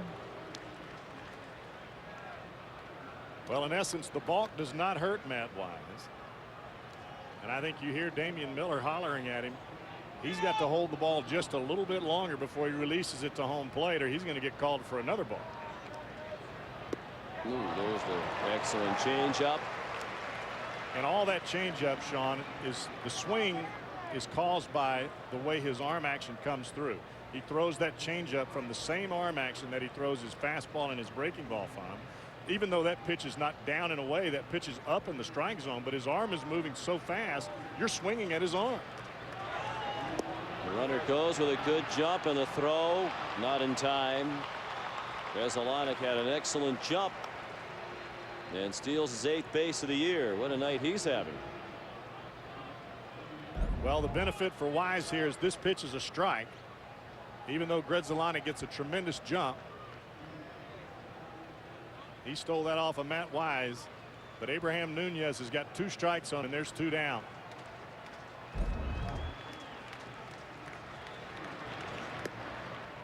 I mentioned when he came in that the opponent's hitting just 155 against Wise. That's second best among all relievers in Major League Baseball. Mariano Rivera of the Yankees has held the opposing batters. He is faced to a 150 average. Just inside. This is a guy who 2 years ago missed the entire season, Wise, after Tommy John surgery. A lot of these guys come back from that now better than ever. You ready for this 3-2 changeup right here? Here we go. And Nunez might have been waiting for it, and he dumps it into center for a hit. Here comes Grzelcyk with the go-ahead run for St. Louis, and scurrying down to second is Nunez. Well, not only were you ready for it, so was Nunez. The throw is over the head of the cutoff man, trying to cut him down at home plate. Trying to cut down Grzelcyk at home plate, and Abraham Nunez takes second base. This is a changeup, 80 miles an hour, up in the strike zone. Looks like he hits this ball off the end of the bat, which actually benefits Nunez. No chance at home plate. You have got to hit the cutoff man. Keep that runner at second base. You go back to Tony La Russa and the steal of Grzelcyk. How many wins did you say he had? 2,184, I believe. Let's check. He's pushed a few of the right buttons over the years. I still wouldn't Nunez. Still wouldn't hesitate to second guess him. No, nor should you. That's why we pay you an extraordinary amount of money. Out of play to the right.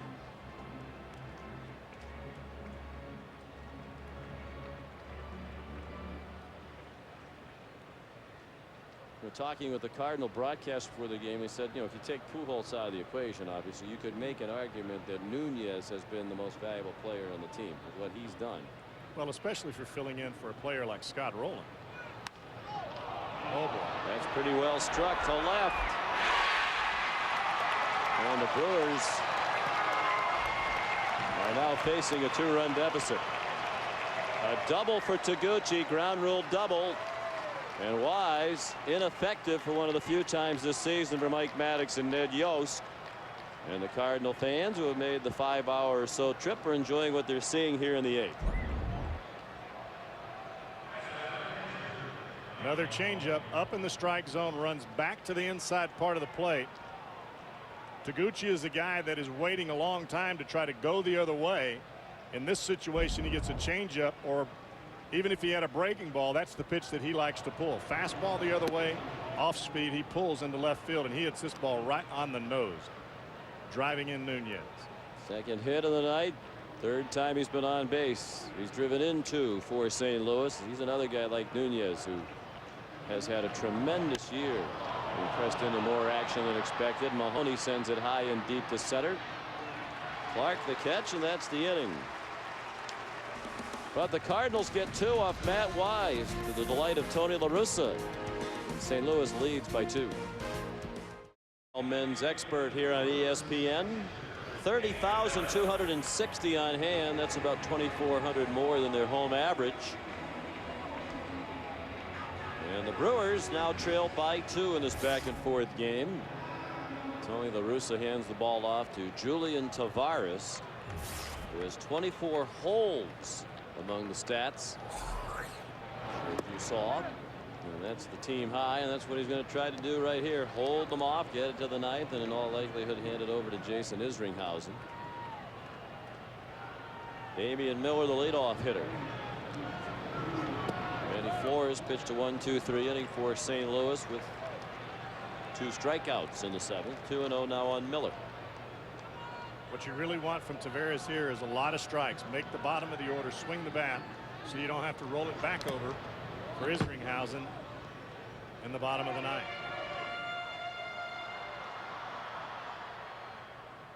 Miller, Wes Helms, J.J. Hardy, the 6, 7, and 8 hitters are due.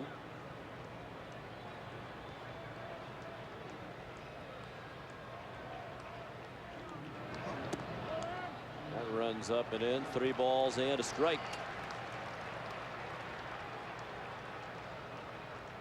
Varas from the Dominican Republic, 32 years old.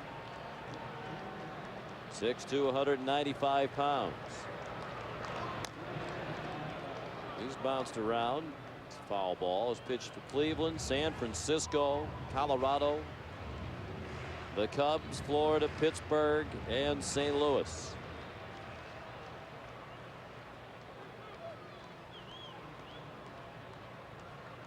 Tavares has always had the issue of control problems looming over his head, but he seems to have found his groove here in St. Louis. Rounded up the middle, diving stop by Eckstein. He throws him out. Nice play for the first out of the bottom of the 8th. Friends, Major League Baseball, the Boys and Girls Clubs of America, and Cure Search Childhood Cancer Foundation have teamed up for the 2005 Commissioners Initiative for Kids, courtesy of AmeriQuest. 1 million tickets have been distributed in each market, while the $1 million donation by AmeriQuest will go to Cure Search and the Boys and Girls Clubs. For details, visit MLB.com. Wes Helms has had another good night, 2 for 3 with 2 singles and a run batted in. He looked at strike 1. When you're Tavares and you can get ahead in the count early, then a lot of hitters are going to chase that sinker out of the strike zone. That defeated him against Damian Miller, even though he got him out anyway. Toughest thing for a hitter to face against a sinker baller and a guy that runs the ball as much as Tavares does in on these right-handed hitters is when he gets ahead of you, you don't know what to swing at.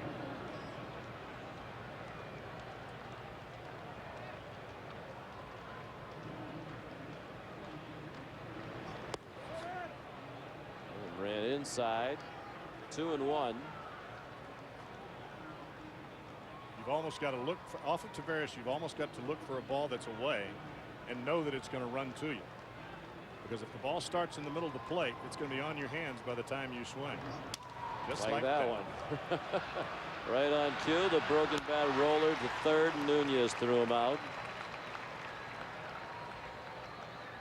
Brewers haven't had a base runner since Helms singled to not get a run in the 5th inning. It's 9 in a row retired by Morris, Flores, and Tavares.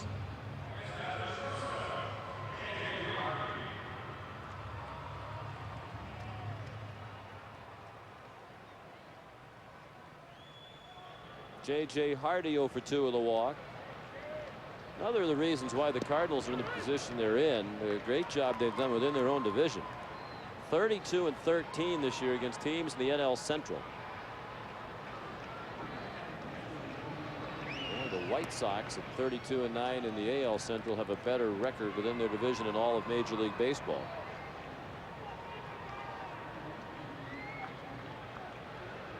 And I think from Tony La Russa's perspective, there's a lot of emphasis put on that.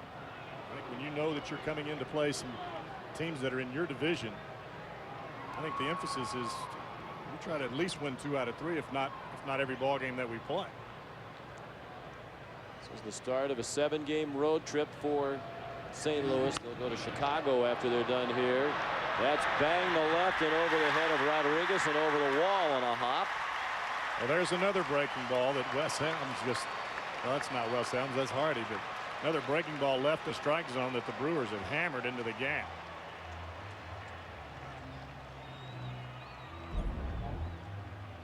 You've overpowered him with your fastball, so let's throw him a hanging breaking ball with 2 strikes and let him rip it into the gap and bounce it out of the ballpark. Now you've got the tying run coming to the plate.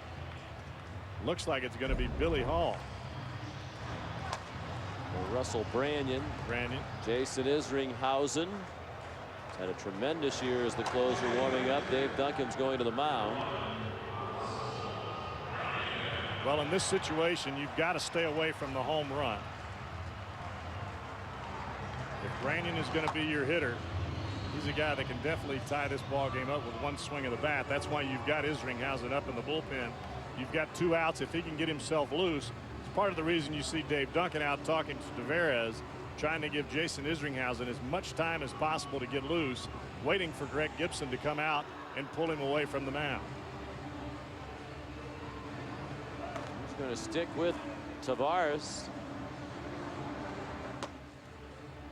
I think the object here from the St. Louis perspective is keep the ball away from Branyan, run the ball away from him, see if you can get him to chase a pitch off the plate. Isringhausen's given up only 1 homer all year in 38 2/3 innings. Tavares has given up 5 in 50 1/3. Very neat scorecard, a lot better than yours. What? I don't even know how you read that. Come on. Just I don't put crayons on mine. So here's Branyan with a lot of power. He also tends to swing and miss a lot. He struck out 63 times in 157 at bats this year. He's been bothered by tendonitis in his shoulder, made it difficult for him to play on back-to-back days. He's 0 for 11 this year as a pinch hitter. He takes the ball low. I thought strikeouts were okay as long as you hit it over the fence. Every once in a while. With some regularity, I guess. And that's the trade-off you Adam deal with when Adam Dunn for Cincinnati strikes out a lot, but he gets a lot of home runs.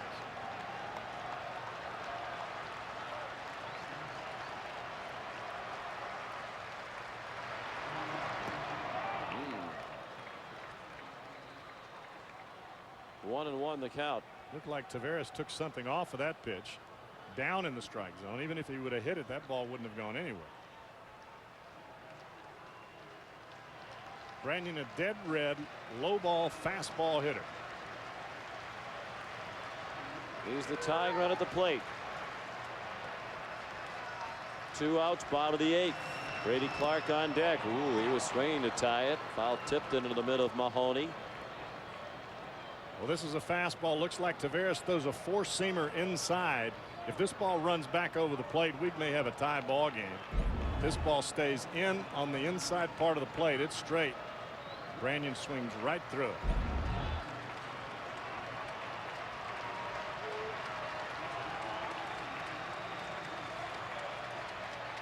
You can see Mahoney with that low target. Time called just as Tavares had started into his delivery. Well, I think Tavares is trying to freeze Branyan as much as he can. A lot of these home run hitters, they like to get their rhythm going before the pitch and kind of go into the pitch as the pitcher lets loose. Time that pitch as much as possible. Once they get set with their bat up there, They don't want to be waiting around long.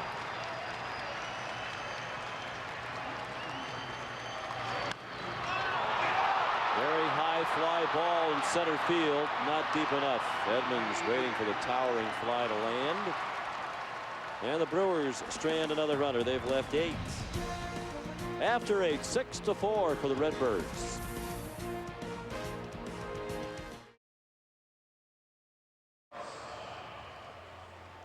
On to the 9th inning here in Milwaukee. It's ESPN Monday Night Baseball presented by L'Oreal Men's Expert. The Cardinals lead 6-4 in what has been a back and forth game. The Brewers led 2-0 after the inning. The Cardinals went ahead 4-2. Milwaukee tied it at 4, but 2 runs in the 8th for St. Louis. They lead 6-4, and here's Jorge De La Rosa, the 5th pitcher of the night for Milwaukee, trying to keep them within 2. Matt Wise pitched an inning, gave up 2 runs, both earned on 2 hits and a walk. John Gall is the pinch hitter. Batting for Tavares, we'll see Isringhausen in all likelihood. For St. Louis on the mound in the bottom of the 9th. De La Rosa is very surprising. Left-handed, he's got a great fastball, but harnessing it has always been an issue with him.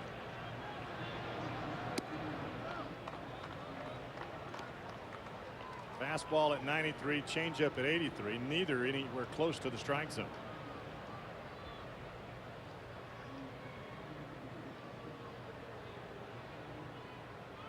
Gall's a 27-year-old rookie, finally got the call to the major leagues. Had some big seasons in their minors without being called up. He finally came up from AAA Memphis on July 26th when Larry Walker went on the disabled list.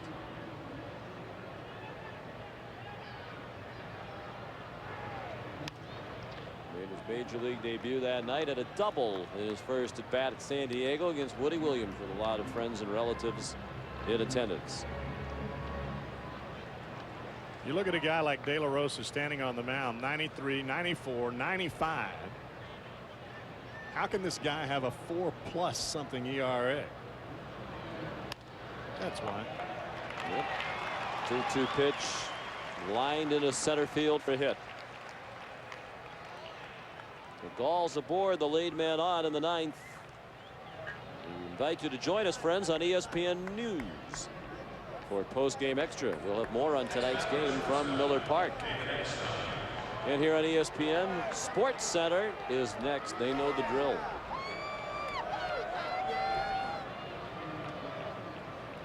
Toughest part to teach if you're Mike Maddox is pitch selection at the correct time.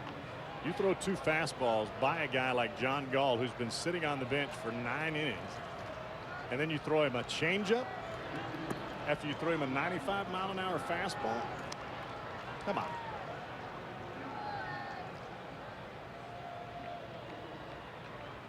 I assure you, Mike Maddox is sitting in the dugout saying, I know if I threw 95, I'd still be pitching.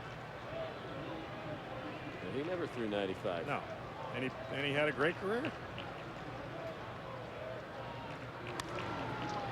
Eckstein grounds to the second. They'll have to hurry to double him up, and they cannot. They hurried. With the throw from Hardy. Little tardy. And on that highlight moment of broadcasting, here's Dave Repson. Dave, thank you. Boy, the Cubs just playing terribly of late. John Rodriguez 0 for 4 tonight. 1 out, a runner at first. St. Louis trying to add to the 6-4 lead in the 9th, trying to improve on the best record in the National League. They're 70-41 entering tonight's play. When you come into a ball game like this, in this situation, if you're De Los Santos, you've got 9-1-2 in the order. You want to get all 3 of those hitters out, because the number 3 guy or number 4 guy is Albert Pujols, and number 5 is Jim Edmonds. I don't care if Edmonds hits left-handed or not. You don't want to face that guy. You're in the ball game right here to throw strikes early, especially to the pinch hitter Gall, especially to Eckstein, and especially to Rodriguez. Now you got to get a double play on a left-handed guy that can run fast down the line. High chopper to first. Overbay took a look at second. Took the sure thing at first. For the second out of the inning. And in a scoring position next time. These are points that are crucial in the ball game. The last thing that you want to do from a Brewers perspective is give up an insurance run simply because you're behind by 2. It's much easier to get a hit batsman, an error, or walk, and get somebody to hit the ball out of the ballpark than it is to get 2 or 3 hits and try to produce 3 runs anytime for any inning. Ned Yost will have the top of his order up in the bottom of the 9th. They're going to intentionally walk Pujols. For the 3rd time tonight, Albert has walked. He'll be 0 for 2 with 3 walks. And they'll pitch to Jim Edmonds. Well, this is the point in the situation where you've got Jim Edmonds sitting over in the on deck circle, and I guarantee you he's thinking about exactly what he wants to hit. Teach teams that they can pitch around Albert all they want, but they're going to pay for it. And he has done it time and time again. The one thing that Edmonds does is he stays in there on left-handed pitchers as well as any left-handed batter in the game.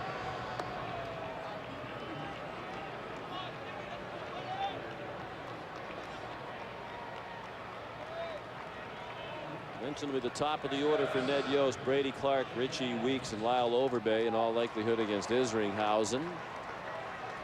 Not very good numbers for those 3 Brewers against Jason. 2 for 13 combined. Weeks hasn't faced him.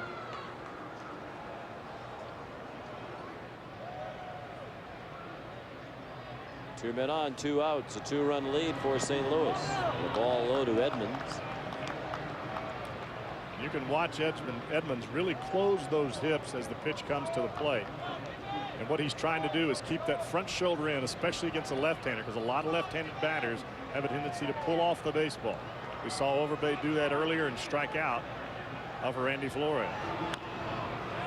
Fouled off the body of Edmonds. Jim has singled and walked twice. He has scored a run. Brewer pitchers have walked 6 now. And the Cardinals have 9 hits. They have 6 runs on 9 hits and an error.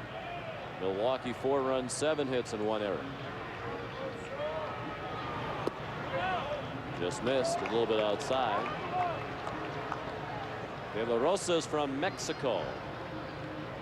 95 and nibbling. It's not my favorite thing. Well, then you gave us the weather in Mexico today. No, 95 and nibbling. He's throwing 95 and nibbling. He fooled Edmonds with that one. Just 24 years old. Been in the Red Sox and Diamondbacks systems. Trying to get out of this jam here in the top of the 9th. The 2-2 is a fastball up and in. So the runners will be off for the next pitch. A 3-2 to Edmonds.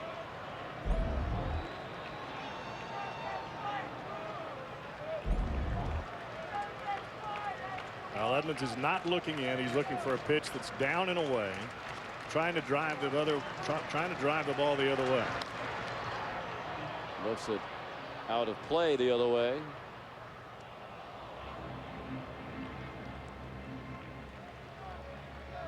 And that's what makes Edmonds such a good hitter against left-handed batters or left-handed pitchers, is the fact that he looks for the ball away, fights the ball off in, looks for the ball away, and if he gets it away, he doesn't miss it too many times.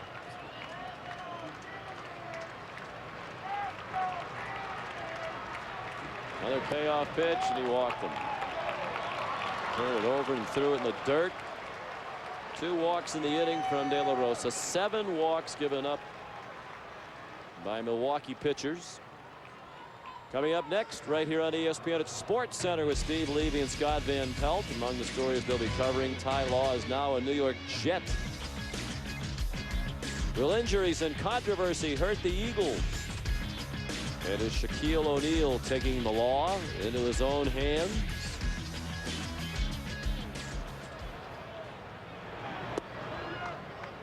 Mark Grzelcyk scored 3 runs and driven in 3. Homered, doubled, stolen a base.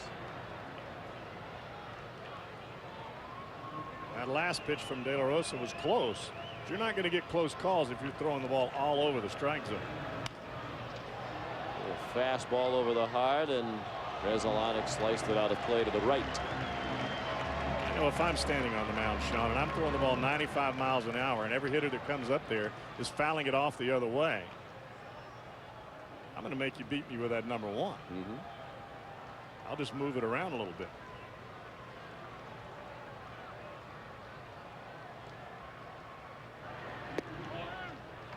Sticking with the heater, and it missed inside.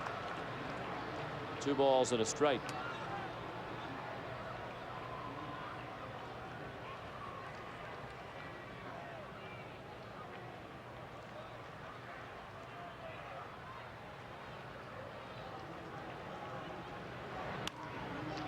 Base hit into right field. The big night continues for Grzelcyk. Eckstein has scored.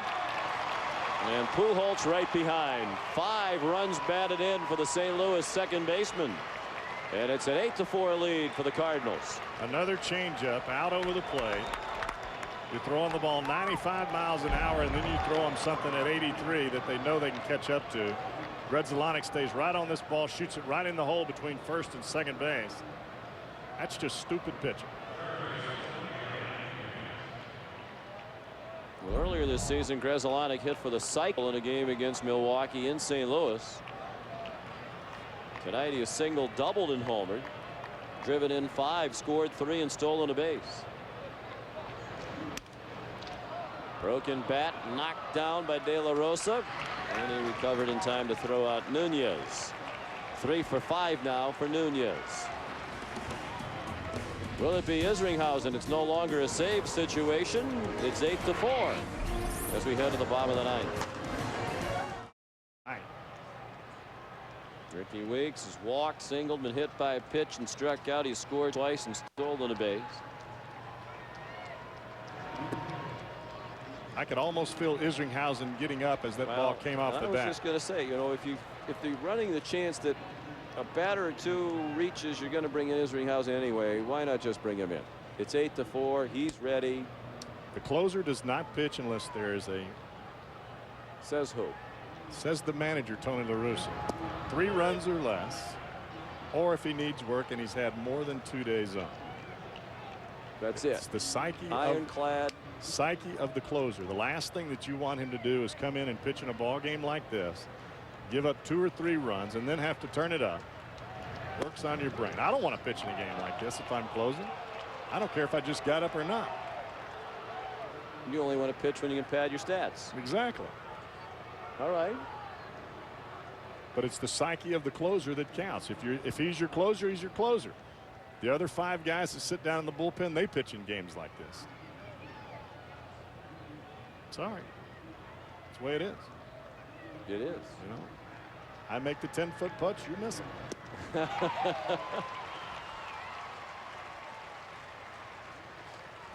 Weeks strikes out. As we said, great move to bring in Reyes. He's 1 out away, finishing the ball game. Sports Center comes your way next. We remind you, friends, Sports Center can be seen every night on ESPN HD in high definition.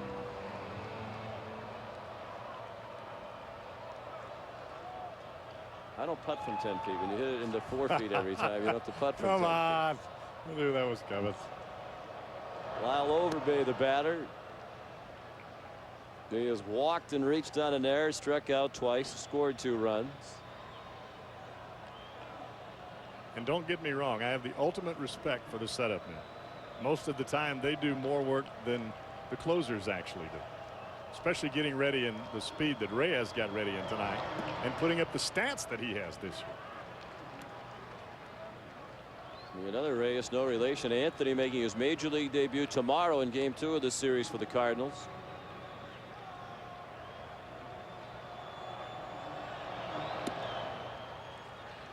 Five starters that started every game this year for the Cardinals. They were the last team to have that be the case. I think there's some sort of alarm or something. There's little lights flashing all over the place. Is that the signal the game's over, go home? Maybe they're taking pictures of Overbay. Who knows? That's the way it used to look those when are flashbulbs. That's the way it used to look when McGuire came to the plate. Here it comes right back at us.